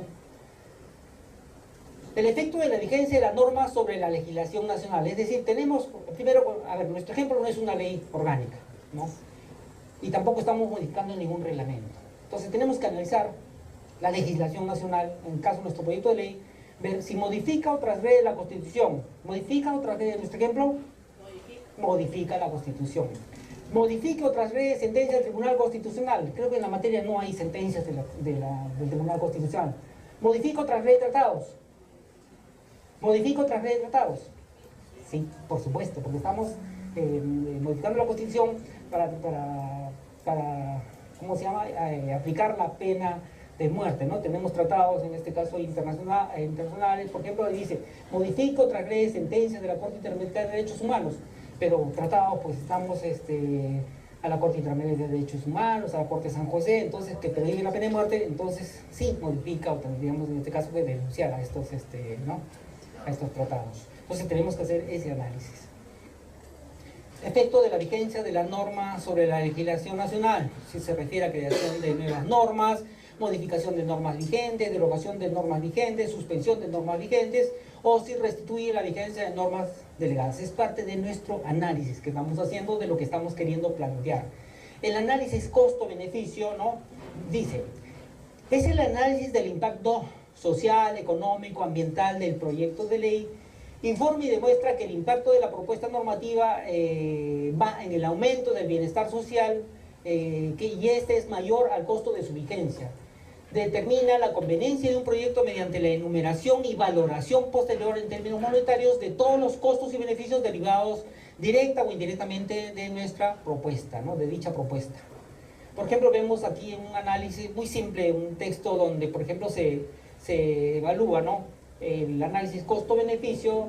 Dice, el proyecto de ley no genera costos adicionales al tesoro público, más bien contribuirá a mejorar los niveles de rendimiento de los actuales recursos disponibles asignables en los 3 niveles de gobierno, al propiciar las sinergias de los mismos. En cambio, los beneficios de poder reducir el déficit cuantitativo de los espacios públicos para personas y cambiar para bien la situación de la partida de las condiciones generales de los mismos son múltiples y diversos para la sociedad en su conjunto, personas, familias, hogares, empresas e instituciones, Y luego se hace una enumeración, ¿no? Facilitar la movilidad peatonal, posibilitar el desarrollo de actividades recreativas. Entonces estamos, ¿no?, analizando, ¿no?, el costo-beneficio, ¿no?, de nuestro proyecto de ley. Incidencia ambiental, si en caso de nuestro proyecto de ley, por ejemplo, tenga que ver sobre esa materia, es necesario que debe ir un informe, ¿no? Por ejemplo, tenemos, a ver, dicen, debido al aumento de la deforestación y de sus consecuencias catastróficas que tendrá para la humanidad, los organismos internacionales especializados, entre otras medidas, ven como una alternativa a la vigilancia forestal en un esfuerzo por proteger los bosques. O sea, estamos informando, ¿no?, sobre la incidencia ambiental. Relación con la agenda legislativa, ¿no?, del Congreso de la República. El Congreso tiene una agenda, digamos, establecida, y también con el Acuerdo Nacional, ¿no? Veamos como ejemplo, democracia, Estado de Derecho. Los temas, por ejemplo, son las políticas de Estado, fortalecimiento del régimen democrático y el Estado de Derecho, ¿no? Y nuestro tema, nuestro proyecto de ley puede ser, ¿no?, fortalecimiento de instituciones, referido a esto puede ser nuestro proyecto de ley, referido al fortalecimiento de las instituciones del régimen democrático y del Estado de Derecho, Poder Judicial, Consejo Nacional de Magistratura, Contraloría, Defensoría. Veamos otro ejemplo, a ver, erradicación, derecho, Estado, democracia. Nuestra política de Estado es erradicación de la violencia y fortalecimiento del civismo y de la seguridad ciudadana. Entonces, las leyes de promoción del civismo y lucha contra la inseguridad ciudadana. Entonces, por ahí siempre tenemos que citar, digamos, que tenga que ver con la agenda legislativa y las políticas, ¿no?, del Acuerdo Nacional.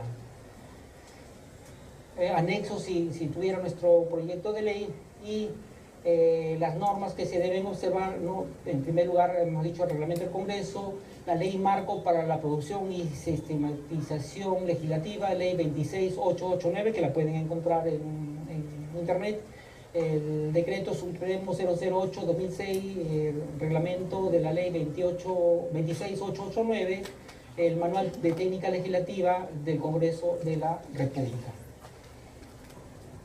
Debemos tener en cuenta las fuentes, habíamos dicho, el Acuerdo Nacional, planes de gobierno, mensajes presidenciales, presentación de la presidencia del Consejo de Ministros, presentación de los ministros, planes de trabajo de las comisiones y grupos parlamentarios, planes sectoriales, planes de acción de grupos regionales y grupos locales, planes de los organismos constitucionales, informes de la Defensoría del Pueblo, exhortaciones de la sentencia del Tribunal Constitucional, investigaciones de expertos, propuestas de grupos de interés, y asimismo noticias y a través de los medios de comunicación, ¿no?, que podamos enterarnos de algún problema y tratar de darle solución a través de una iniciativa legislativa. Esta es la estructura del proyecto de ley, ¿no?, lo que hemos visto ya en los ejemplos, sumía, identidad del autor, ¿no?, fórmula legal, la justificación, artículo, fecha y firma del autor. Bien, hasta ahí hemos podido correr en el tema de los procedimientos legislativos, y creo que podemos pasar a hacer un pequeño paréntesis de unos minutos para poderles distribuir su material, las constituciones que nos está obsequiando el despacho del congresista, y asimismo unos folders de la oficina.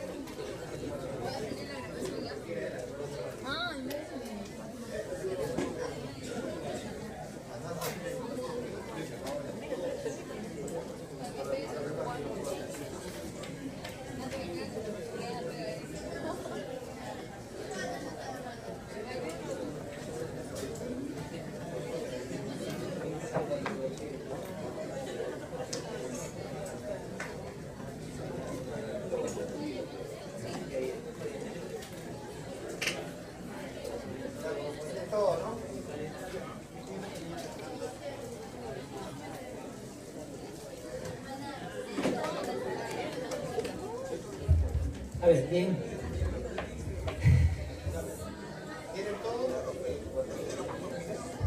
A ver, jóvenes, sé que ya a esta hora hace un poquito de hambre, pero vamos a para que no aprovechar mi presencia, al menos vamos rápidamente, de repente como conocimiento general, el tema de la Constitución, para que puedan recibir ustedes la constancia respectiva, el certificado respectivo, ya que están haciendo un gran esfuerzo, un gran sacrificio de estar esta mañana acá, y esos certificados, ¿no? Y eso les van a servir bastante para su formación profesional, para su currículum, ¿no? Bien, vamos a correr con más que todo, así, lineamientos generales muy rápido por el tema de la Constitución, a ver si tenemos, lo corremos en 30 minutos o en menos, y luego pasamos a la parte final, una ronda de preguntas. Bueno, felicito a ustedes, jóvenes, pues sé que ustedes tienen miles ahí de preguntas, hay muchas inquietudes, y casualmente nuestro trabajo es para eso, ¿no? Para poder de una u otra manera tratar de esclarecer, que comprendan a veces cosas que puedan ocurrir en el Parlamento y también conocer, ¿no?, sobre estos procedimientos que existen con eso. Entonces, corremos en el tema de nuestra Constitución política. Conociendo la Constitución, habíamos dicho que la democracia como forma de organización de la sociedad se caracteriza porque las reglas para las elecciones políticas y el ejercicio de poder son construidas y transformadas por las mismas personas que la van a vivir, cumplir y proteger. En primer lugar, a ver, tendríamos a hablar de lo que es el poder constituyente, ¿correcto? El poder constituyente nos dice es la expresión del poder del pueblo para darse una constitución y para lograrlo delega este poder a sus representantes, quienes producen el texto reconocido de los derechos fundamentales y estableciendo la organización del Estado. Es único y extraordinario. Clases de poder constituyente. Tenemos el poder no constituyente originario. Cuando decimos que, por ejemplo, en este caso, un congreso constituyente, ¿no?, producen una constitución, abrogan la vigente, disponen en aplicar la constitución vigente, con la nueva constitución, con la nueva se extingue la constitución, ¿no?, anterior, ¿no? Y poder derivado, digamos, nuestro Congreso de la República, nuestro congresista, por ejemplo, expresado en el texto constitucional, para hacer reformas de la Constitución. ¿Qué es la Constitución? Tenemos que la Constitución es la ley suprema del Estado, ¿no? Es una norma legal producto de un acuerdo político con sustento jurídico. Reconoce los derechos fundamentales de la persona humana y determina la estructura administrativa del Estado, es decir, cómo se va a organizar el Estado en su conjunto. Garantiza la protección de los derechos humanos. Establece el orden legal y sistema jurídico del Estado con legitimidad y legalidad, los principios bajo los cuales va a convivir nuestra sociedad, ¿no? ¿Qué éramos nosotros antes de la declaración de la independencia? Una colonia de España, ¿no? Nos regíamos. ¿Por qué normas nos regíamos? Por las leyes de España, ¿no? De la corona española. Entonces hablábamos, por ejemplo, de una monarquía como forma de gobierno donde el monarca era amo absoluto, ¿no? No había absolutamente nada, ¿correcto? Aquí nosotros no teníamos, no éramos ciudadanos, ¿no? Éramos súbditos, siervos de España, ¿correcto? ¿Qué es lo que hace, por ejemplo, apenas declarada la independencia del Perú, aquí cerquita, ¿no? El Libertador San Martín? Declarada la independencia, ¿no?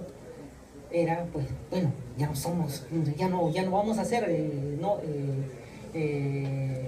súbditos de la monarquía española, queremos formar un Estado libre, ¿no? Ese era el ideal, ¿no? Formar un Estado democrático, un Estado libre. ¿Y qué es lo que hace el Libertador San Martín? En diciembre de 1821, en diciembre, ¿no? Declarar la independencia, lo que hace es convoca al primer Congreso Constituyente. Convoca al primer Congreso Constituyente para que el pueblo elija a sus representantes para que puedan hacer una nueva constitución. El 20 de septiembre de 1822 se instala el primer Congreso Constituyente. Entonces podríamos decir que el 20 de septiembre de 1822, o sea, obtenemos, digamos, como Estado, con nuestro al momento de instalación, ya formalmente, ya estaba naciendo la patria formalmente, porque se estaba instalando el primer Congreso Constituyente. El Estado peruano, ¿no? Habíamos dicho nuestra constitución política, ¿no? Nos hablaba en su artículo 43 que la República del Perú era democrática, social, independiente, soberana, que su gobierno era unitario, representativo y descentralizado y se organiza bajo la separación de poderes. Entonces, esa es la constitución que está vigente. Es la única constitución que tenemos, la constitución del año 1993. Pongamos como ejemplo el tema de cuál es el principio fundamental de la Constitución. El principio fundamental del artículo primero es: el fin supremo de la sociedad y del Estado es la defensa de la persona humana y el respeto de su dignidad. Ese es el fin supremo de la sociedad y del Estado. Luego tenemos en el artículo 44 lo que son deberes primordiales del Estado. Hablamos de defender la soberanía nacional, proteger a la población de las amenazas contra su seguridad, garantizar la plena vigencia de los derechos humanos y promover el bienestar general. ¿Qué es el bienestar general? ¿Qué es este bien común, digamos, ¿no?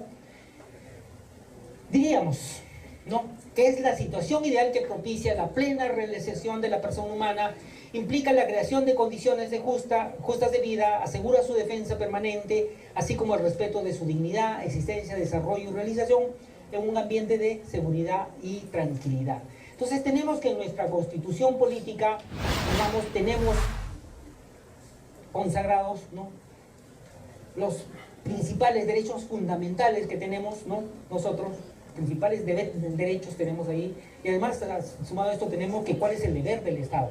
Realmente esto tiene que ver mucho con el tema de lo que hemos visto, del tema de hacer las leyes, ¿no?, que tienen que regirse sobre la Constitución. Entonces tenemos, en cuanto a los elementos del Estado, el pueblo, el territorio, la organización política, jurídico, poder. Nos interesa esta organización política, jurídico, poder, para poder entender los roles, ¿no? En primer lugar tenemos el rol jurídico. El rol jurídico, referente a las leyes, está a cargo del Congreso de la República, porque así lo dice la Constitución en su artículo 90. El Poder Legislativo reside en el Congreso. El rol administrativo a cargo del Poder Ejecutivo. El rol político a cargo del Gobierno. Y el rol coercitivo y de seguridad legitimado por la Constitución, Código Penal, Código Civil y por otras normas, es ejercido por los órganos jurídicos y por las fuerzas del orden. Entonces aquí tenemos los roles, ¿no?, establecidos, ¿no?, dentro del marco constitucional. Esta es la evolución constitucional del Perú. Nuestro país hasta la fecha ha sido regido por 12 constituciones, ¿correcto? Entonces tenemos en primer lugar la Constitución, ¿no?, 1823, ¿no?, promulgada el 12 de noviembre de 1823 por José Bernardo de Tagle, y la Constitución actual, la Constitución vigente, promulgada en 1993, el 31 de octubre de 1993, durante el gobierno del presidente Fujimori, ¿correcto? Entonces, estas son nuestras constituciones. Como ven ustedes, a comparación de otros países, por ejemplo, como Estados Unidos, no hemos tenido una cultura democrática. Estados Unidos tiene una constitución que ha sido modificada a través de décadas y décadas, a través de algunas enmiendas, pero sin embargo nosotros constituciones, y hemos tenido pues constituciones que a veces han durado muy poco, ¿no? Bueno, pero son 12 constituciones, eso ya será materia de otra evaluación. El Estado como Estado constitucional, en el Estado constitucional la legitimidad de las leyes se evalúa en función de su conformidad con la Constitución y la protección de los derechos fundamentales que ella reconoce. Prevalece la supremacía de la Constitución sobre cualquier otra norma. Garantiza la dignidad de las personas humanas, distribuye las funciones entre los diversos órganos de la administración del Estado y reconoce y respeta los derechos fundamentales.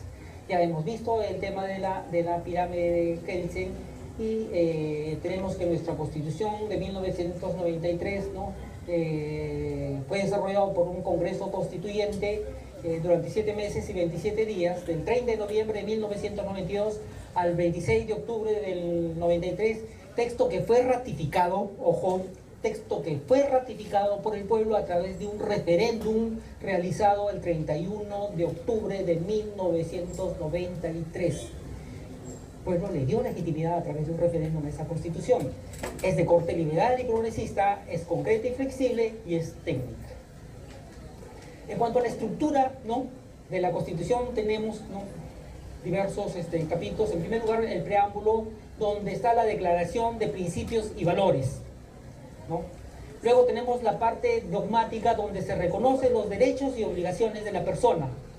La parte orgánica, donde tenemos los órganos y los órganos que constituyen, ¿no?, la estructura del Estado, y los organismos autónomos. La fórmula garantista, donde están los procesos constitucionales. La fórmula económica, donde están establecidos los principios, normas y aspectos relativos a la economía de mercado, ¿no? La fórmula de cambio, donde está establecido, ¿no?, cómo se puede hacer una reforma constitucional. Y finalmente tenemos la parte del apéndice o el índice.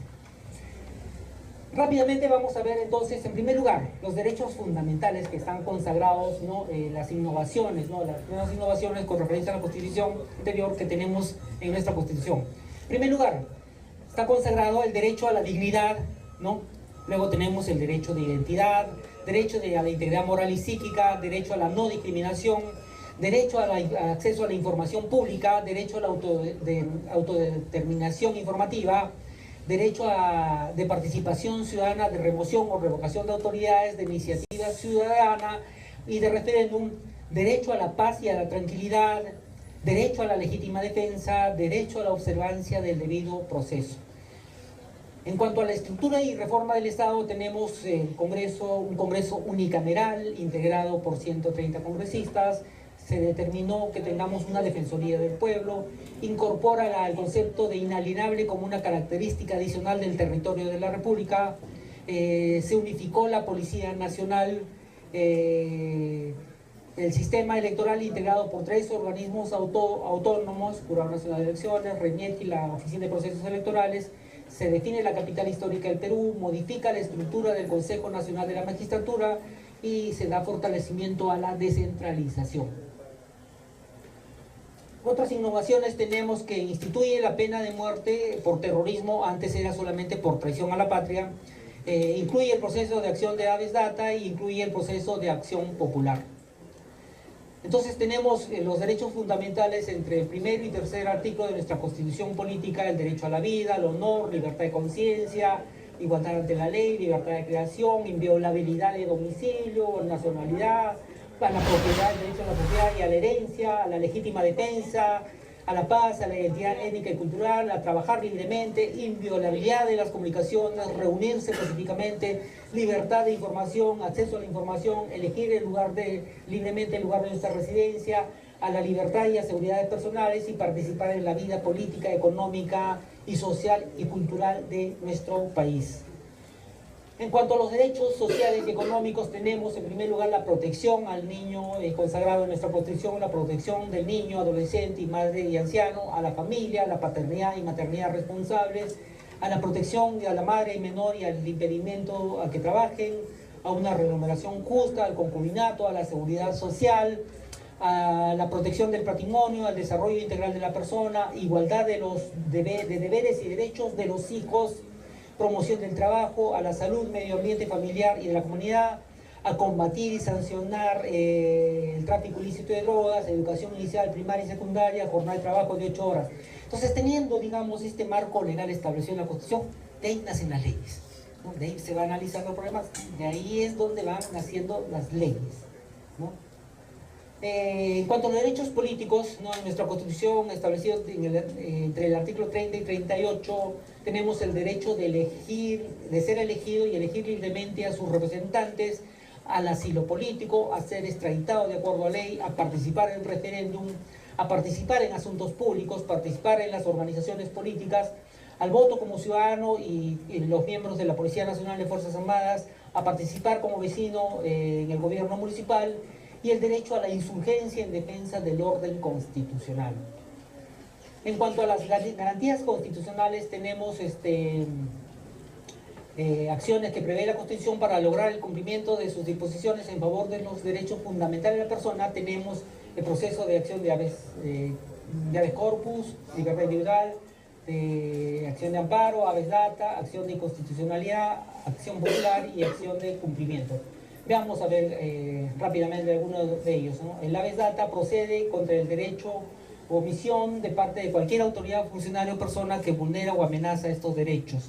Solicitar sin expresión de causa, tenemos ese derecho, la información que requiera a cualquier entidad pública en el plazo legal que fija la ley con el costo que suponga el pedido, ¿no? Están exceptuados todo lo que es referido al tema de seguridad nacional. La acción de inconstitucional procede contra las normas que tienen rango de ley y contravengan la Constitución. Estas normas son podemos presentar una acción de inconstitucionalidad contra las leyes, decretos legislativos, decretos de urgencia, tratados, reglamentos del Congreso, normas regionales de carácter regional y ordenanzas municipales. Acción de inconstitucionalidad, tenemos que ¿quiénes pueden presentar? El presidente de la República, el fiscal de la Nación, el defensor del pueblo, el 25% del número legal de congresistas, 5.500 ciudadanos con firmas comprobadas, ¿no?, por el Jurado Nacional de Elecciones, los gobernadores regionales con acuerdo del Consejo Regional o los alcaldes provinciales con acuerdo de su consejo en materia de su competencia, los colegios profesionales en materias de su competencia, especialidad. ¿Ante quién se presenta la acción de inconstitucionalidad? Ante el Tribunal Constitucional. Plazo para interponer la demanda: a los 6 años contados a partir de la publicación de la demanda. En caso de los tratados, el plazo es de 6 meses. La sentencia del Tribunal Constitucional que declara la inconstitucionalidad de una norma se publica en el Diario Oficial. Al día siguiente de su publicación, dicha norma queda sin efecto. O sea, si se declara una ley, digamos, inconstitucional, una vez publicada, al día siguiente esa ley ya no rige. Y la acción popular procede por infracción a la Constitución y de la ley contra las siguientes normas: reglamentos, normas administrativas, resoluciones, decretos de carácter regional. ¿Cuál es el plazo para interponerla? Hasta 5 años contados desde el día siguiente de su publicación de la norma. Y acción de cumplimiento procede contra cualquier autoridad o funcionario no renuente a acatar una norma legal o un acto administrativo sin perjuicio de las responsabilidades de ley. Busca que el funcionario cumpla con la norma, cumpla con el acto administrativo con sentido firme, se pronuncie expresamente cuando las normas legales le ordenan emitir una resolución administrativa o dictar un reglamento. En cuanto a la reforma constitucional, el artículo 203 de nuestra Constitución establece, tenemos de manera exacta donde dice, ¿no?, están facultados para interponer acción de inconstitucionalidad el presidente de la República, el fiscal de la nación, el defensor del pueblo, el 25% del número legal de congresistas, 5.000 ciudadanos. Si la norma es, bueno, el tema de la ordenanzas municipales, el presidente de la región. En cuanto a la reforma de constitución, tenemos que está establecido en nuestra constitución, ¿no?, que tanto el Congreso como los ciudadanos podemos presentar una iniciativa de reforma de la Constitución. El trámite es el siguiente, ¿no? Tenemos, por ejemplo, la iniciativa legislativa. A ver, una iniciativa legislativa para modificar el artículo 90 de nuestra Constitución, que establece que la edad para hacer postular a ser congresista es 25 años. A ver, queremos presentar un proyecto de ley para que un congresista pueda ser elegido a partir de 20 años. ¿Ya es correcto? Es una reforma constitución, porque vamos a modificar el artículo 90, ¿no?, los requisitos. Entonces el proyecto de ley ingresa a la oficina de trámite documentario, ¿no? La oficina de trámite documentario le asigna un número y lo deriva a la oficialía mayor, ¿no?, quien en este caso lo envía a la comisión dictaminadora, y para una reforma de constitución sería a la comisión de constitución. Esta inmediatamente ordena su publicación en la página web, ¿no?, envía a la comisión, que habíamos dicho que tiene un plazo de 30 días. Si el dictamen es favorable, se publica en el portal por 7 días antes de su debate.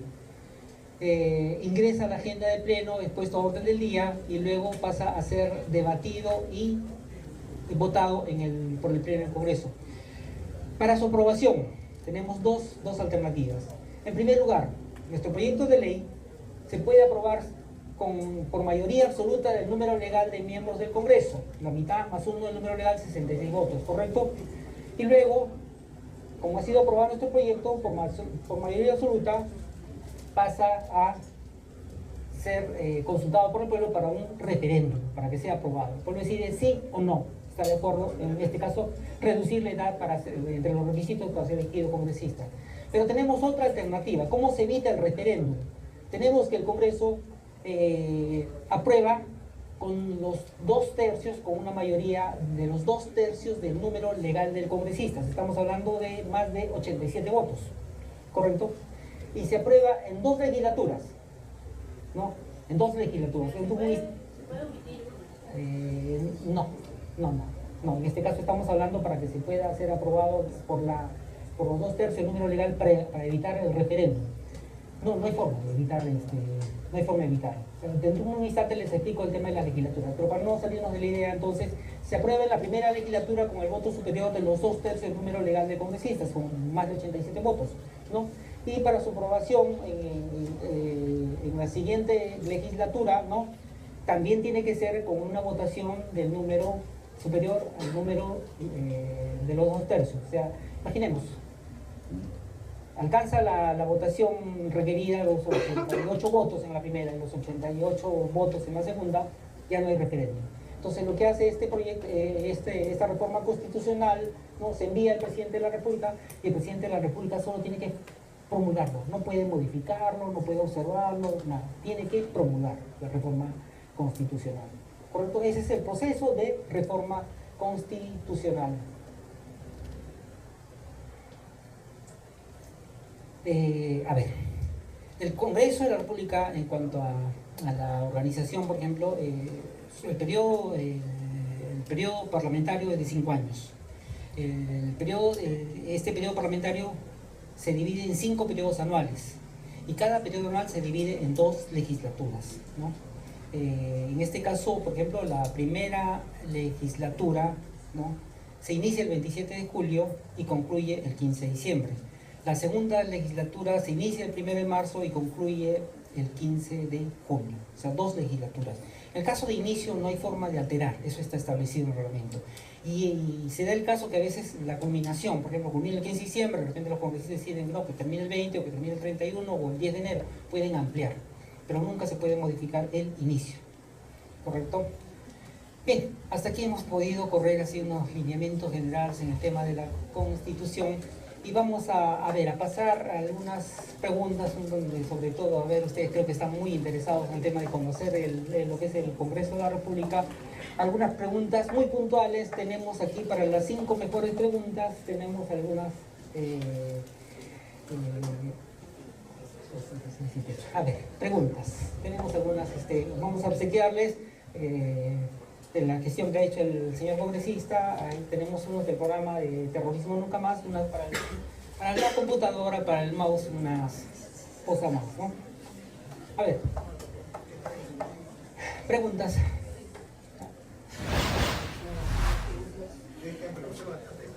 A ver, Juan. ¿Cómo se puede ser partícipe del programa TNM? Terrorismo Nunca Más. Bien, el Congreso de la República tiene diversos programas, ¿no? Como son, pues, al servicio Parlamento Joven, el programa Talleres Participativos, lo que estamos presentes el día de hoy. Tenemos el tema de Terrorismo Nunca Más y tenemos el tema de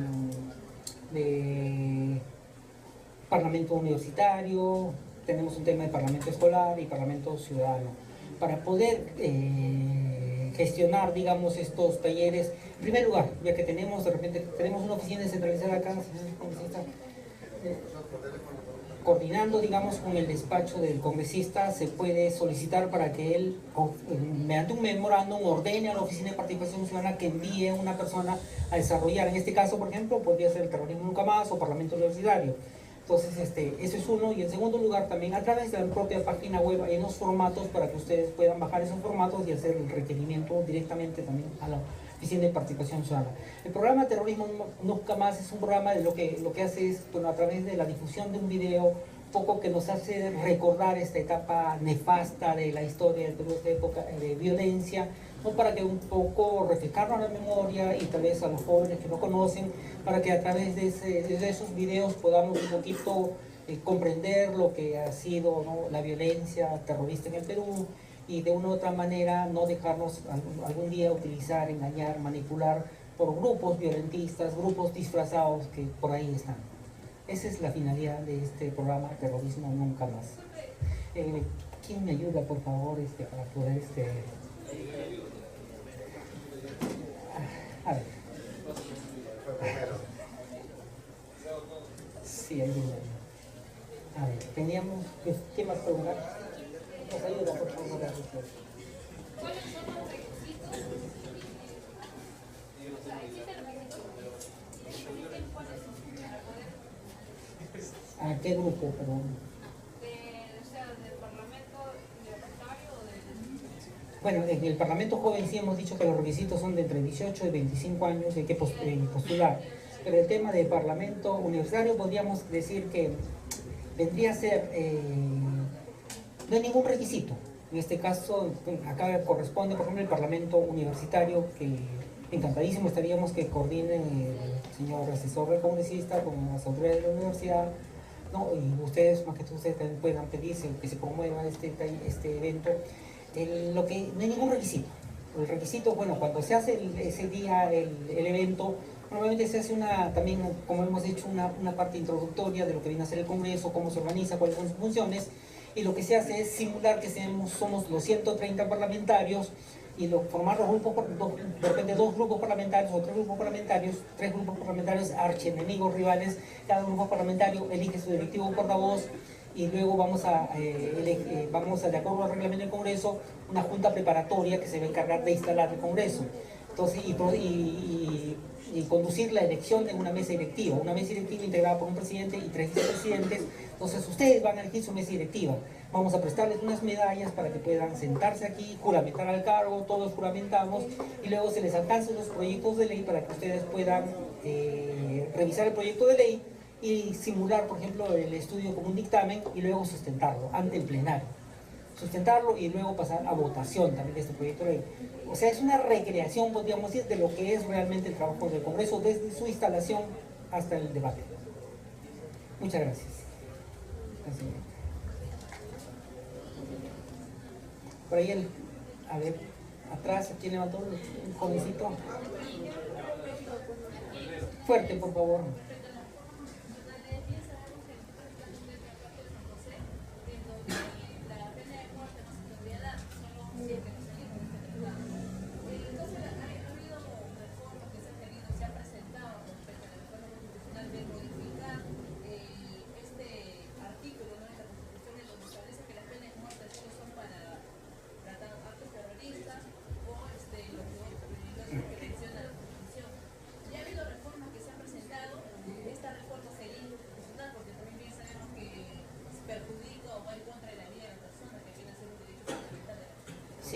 Muy bien, gracias por su pregunta. Bien, recordemos, por ejemplo, que en el 93 se modificó la Constitución para aplicar también la pena de muerte para los casos de delitos de terrorismo, ¿no? Ahora, ¿qué hemos visto? Pues en los pasos a seguir debemos evaluar, ¿no? Los costos beneficios. Sí, hay un proyecto de ley referido a pidiendo, por ejemplo, la pena de muerte, ¿no? Y que se revise pues el tema de los tratados internacionales. Hay un proyecto de ley que probablemente más adelante vendrá a debate. Pero aquí pues también hay que ver, tenemos que ver el tema de qué tanto nos pueda beneficiar o no el tema de la pena de muerte, ¿no? Por ejemplo, de manera personal pienso, ¿no? ¿Qué tanto nos beneficia no matar a 10, 20, 30 de estos enfermos, ¿no? De estas personas, matar a estas personas, a 50 personas tal vez que podamos matar de estas que cometen estos delitos, ¿no? Tratando de disuadir que esto ocurra, pero qué tanto nos perjudica en cuanto a nuestros derechos humanos, los derechos fundamentales que tenemos para poder acudir nosotros cuando veamos vulnerados nuestros derechos ante la justicia peruana o ante un gobierno autoritario o lo que fuera, ¿no? ¿Qué tanto nos perjudicaría? ¿Qué tanto estaríamos desprotegidos? Entonces, eso hay que evaluar, ¿no? Los pros y los contras. En este caso, por ejemplo, imaginemos que pues, estás trabajando o que viene un gobierno, una dictadura y viene y te arrebata tu propiedad, ¿no? Así por así. Acudes, denuncias ante las autoridades y las autoridades van a estar atrás de mano, de repente no hacen nada. Entonces te queda estas cortes interamericanas para que puedas, ¿no? denunciar estos hechos o un tema de injusticias, ¿no? La mala aplicación de la ley o lo que fuera. Siempre tenemos esto y de una u otra manera estos organismos internacionales son un freno para que ningún gobierno pueda ser autoritario. Entonces es una protección que tenemos. Entonces, ¿qué tanto nos beneficia, no? De repente quedamos 39 millones de peruanos desprotegidos ante, 30 millones desprotegidos ante un tema de, no sé, decenas o centenas de personas enfermas, ¿no? Entonces por ahí hay que evaluar eso, ¿no? Ese costo-beneficio. Gracias por tu pregunta. ¿Cree usted que será ventajoso traer nuevamente una cámara bicameral al Perú? Tal como estuvo preguntando esto en las noticias que el señor el presidente Vizcarra quería darle vida de nuevo a la cámara bicameral. ¿Cree que sea ventajoso que haga la cámara bicameral? Es un tema que en realidad está en manos de nuestros congresistas porque hay iniciativas al respecto, que es un tema, es muy polémico el tema porque siempre se sataniza el tema del gasto. A ver, recordemos una cosa, cuando el Congreso, por ejemplo, era bicameral, nuestro Congreso, y la mayoría de parlamentos en el mundo son, digamos, bicamerales, teníamos pues 180 diputados y 60 senadores. ¿Cuál era la población aproximada? No tengo ni idea, seríamos aproximadamente 16 millones de peruanos y teníamos 240 representantes. Para una población aproximada de 16 millones, vamos a ponerle, de ciudadanos a nivel, de manera general. Ahora somos, ha crecido la población enormemente, somos pues más de 30 millones, ¿no? Y tenemos 130 representantes. Indudablemente, por ejemplo, las coyunturas, las situaciones en ese momento de la historia, en esa época de violencia, por ejemplo, lo más correcto era tener un Congreso rápido, eficiente, que haga las cosas así, lo que el país requería, ¿no? Temas económicos, temas de seguridad y todo lo demás. Entonces se requería un Congreso más rápido, más eficiente. Entonces por eso es que se hace esta reforma constitucional para tener un Congreso unicameral.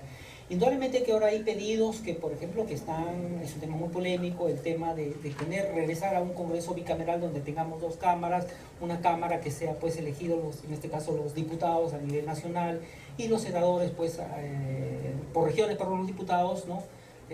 Por regiones, pero de un Senado que sea pues elegido a nivel nacional. Entonces un Senado que tenga esa capacidad ya sin ese apasionamiento político, sin ese apasionamiento regional o lo que fuera, pueda revisar en una segunda instancia las leyes, ¿no? Revisarlas y darles, digamos, hacerlas más eficientes, mejorarlas, ¿no? Eso es lo que se busca, digamos, pero se sataniza mucho el tema de que del gasto, es un tema muy polémico, definitivamente que va a tener que debatirlo los congresistas, está en manos de ellos. Podemos tener un punto de vista nosotros, pero, o cualquiera de nosotros los ciudadanos podemos tener un punto de vista, pero definitivamente está en manos de nuestros legisladores. Adelante. Sí.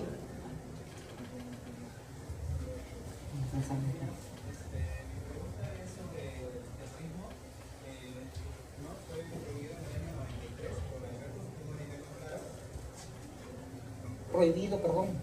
La prohibición del terrorismo, ¿no? En la Constitución del año 93 por haber constitucionalizado. No, pero si estamos, doctor, ¿para qué estamos? No, digamos, fue en plena, impuesta la pena de muerte para el terrorismo. Sí, no, con la Constitución del año 93, correcto. Sí. Sí, sí, sí. Lo que tengo yo en conocimiento, doctor, es que después de las FARC en Colombia se disuelve, la Fiscalía de Colombia, hay una investigación de la compra y venta de armas que tenían las FARC con agentes extranjeros.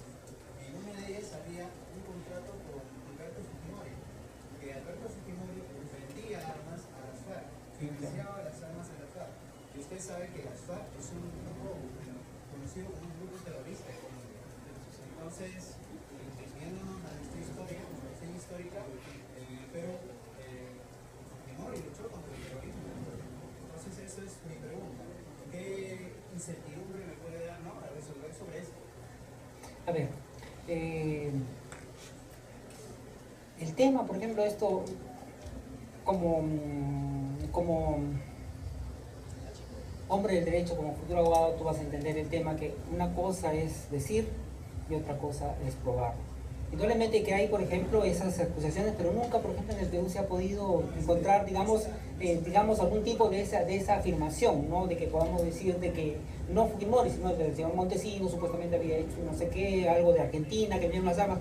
Son palabras, pero no jamás se ha podido, digamos, demostrar eso, ¿no? Y bueno, nada tendría que ver en el tema de nuestro problema, nuestra lucha que tenemos contra problemas internacionales, digamos, pero nuestro problema aquí en el Perú, digamos, es la violencia que no nació con Fujimori, sino que ya décadas atrás, que estaba por ahí, ¿no? Iniciándose el terrorismo y, digamos, avanzó durante el gobierno de la UNDE, durante el gobierno de Alan García. Entonces, prácticamente, bueno, en ese gobierno lo que se recibe pues es en la punta de la pirámide de crecimiento, digamos, lo que era el terrorismo. Entonces, bueno, históricamente hay decisiones que a veces no podemos compartirlo, ¿no? Por ejemplo, de decisiones que se tomaron en ese momento, como por ejemplo la disolución del Congreso. Muchos lo critican ahora, pero sin embargo yo viví en esa época del terrorismo, no soy fujimorista, no soy fujimorista, pero viví en esa época, trabajaba acá en la Sierra de Lima, Boyón, en época del terrorismo, trabajaba en minería, imagínense, ya teníamos polvo ahí, no quisiera ni contar de todo lo que sufríamos por el tema del terrorismo, ¿no? Entonces, he vivido en carne propia eso, he vivido la época donde salíamos a caminar en Lima y de repente reventaba un coche bomba, lo único que te quedaba era huir, porque no sabías lo que venía después. Entonces salían tus hermanos, tus padres, todo esto, no sabías si iban a regresar porque era un tema, algo terrorífico, ¿no? Digamos, ¿no? Entonces, en ese momento, si las decisiones, por ejemplo, podemos criticar que por qué cerró el Congreso, pero en ese momento el 80% de la población aplaudió. No, porque el Congreso, digamos, no estaba yendo a las manos de las medidas que se requerían históricamente en ese momento. Por ejemplo, si cierran el Congreso ahora, por ejemplo, en esta coyuntura, yo creo que el 80% de la población, algunos estarían de acuerdo, otros en contra, pero criticaríamos el tema de la democracia, ¿no? Es más, ya el marco legal está para que las personas que cometen este tipo de delitos sean sancionados. Pero me refiero a que en ese momento, en esa coyuntura, en ese momento de la historia, era lo mejor, digamos, ¿no? Hacer algo más eficiente para poder luchar, digamos, no tener trabas. Porque ahorita vemos, por ejemplo, estamos viendo cómo el marco legal, por ejemplo, las tinterías que existen, por ejemplo, que no podemos traer al ser humano, o que ya está presentando su habeas corpus, su acción de amparo y todo lo demás, cómo se protegen en el marco legal. Pero sinceramente, si yo sería presidente de la República, pues agarro y lo hago traer del cogote y lo mando a fusilar, así. Después que me metan preso, no importa. No, porque mira cómo se va dando la impunidad. Entonces, cuando hay leyes que te impiden hacer, digamos, en este caso, aplicar la justicia o lo que fuera, ¿no? En ese momento de la historia era bueno hacer esas medidas, tomar esas medidas, ¿no? Poner la pena de muerte, digamos, disolver el Congreso, disolver una Cámara, tener solamente una Cámara. Históricamente era, en esa coyuntura, lo más adecuado, lo más acertado. Hoy se puede criticar, pero en ese momento los ciudadanos aplaudimos. He oído que ahora las personas que tienen 18 años pueden integrar listas postulando como regidores en elecciones municipales. Sí. ¿Cuáles son los requisitos? Solamente tener 18 años, gozar del derecho a sufragio y residir en la localidad donde vas a postular. ¿Cómo ejercer Es a través de los partidos, es a través de los partidos políticos. O sea, tenemos que, los partidos tienen, de acuerdo a la ley, tienen que cumplir con una cuota, ¿no? Una cuota joven de jóvenes que deben integrar sus listas. Entonces ahí está donde ustedes, los jóvenes, pues, pueden integrarse a través de una organización política. Hay algo que quiero darles un mensaje. A ver, partimos de un cuento. Jaimito, a ver, ¿recuerdan ustedes a Jaimito? ¿No? Todos lo recordamos, Jaimito el chico, el pícaro, el palomillo, el bacán, el de los chistes rojos y todo lo demás. Hay un pueblo donde vivía Jaimito. Pero en este pueblo vivía un sabio chino, donde todos acudían donde el sabio chino. Y Jaimito pues se sentía picón, mortificado, todos van donde el chino y nadie viene donde mí. Yo quiero demostrar a todos que soy acá. Se junta con la manchita, con la patota y dice, ¿cómo hacemos para ganarle al chino? ¿No?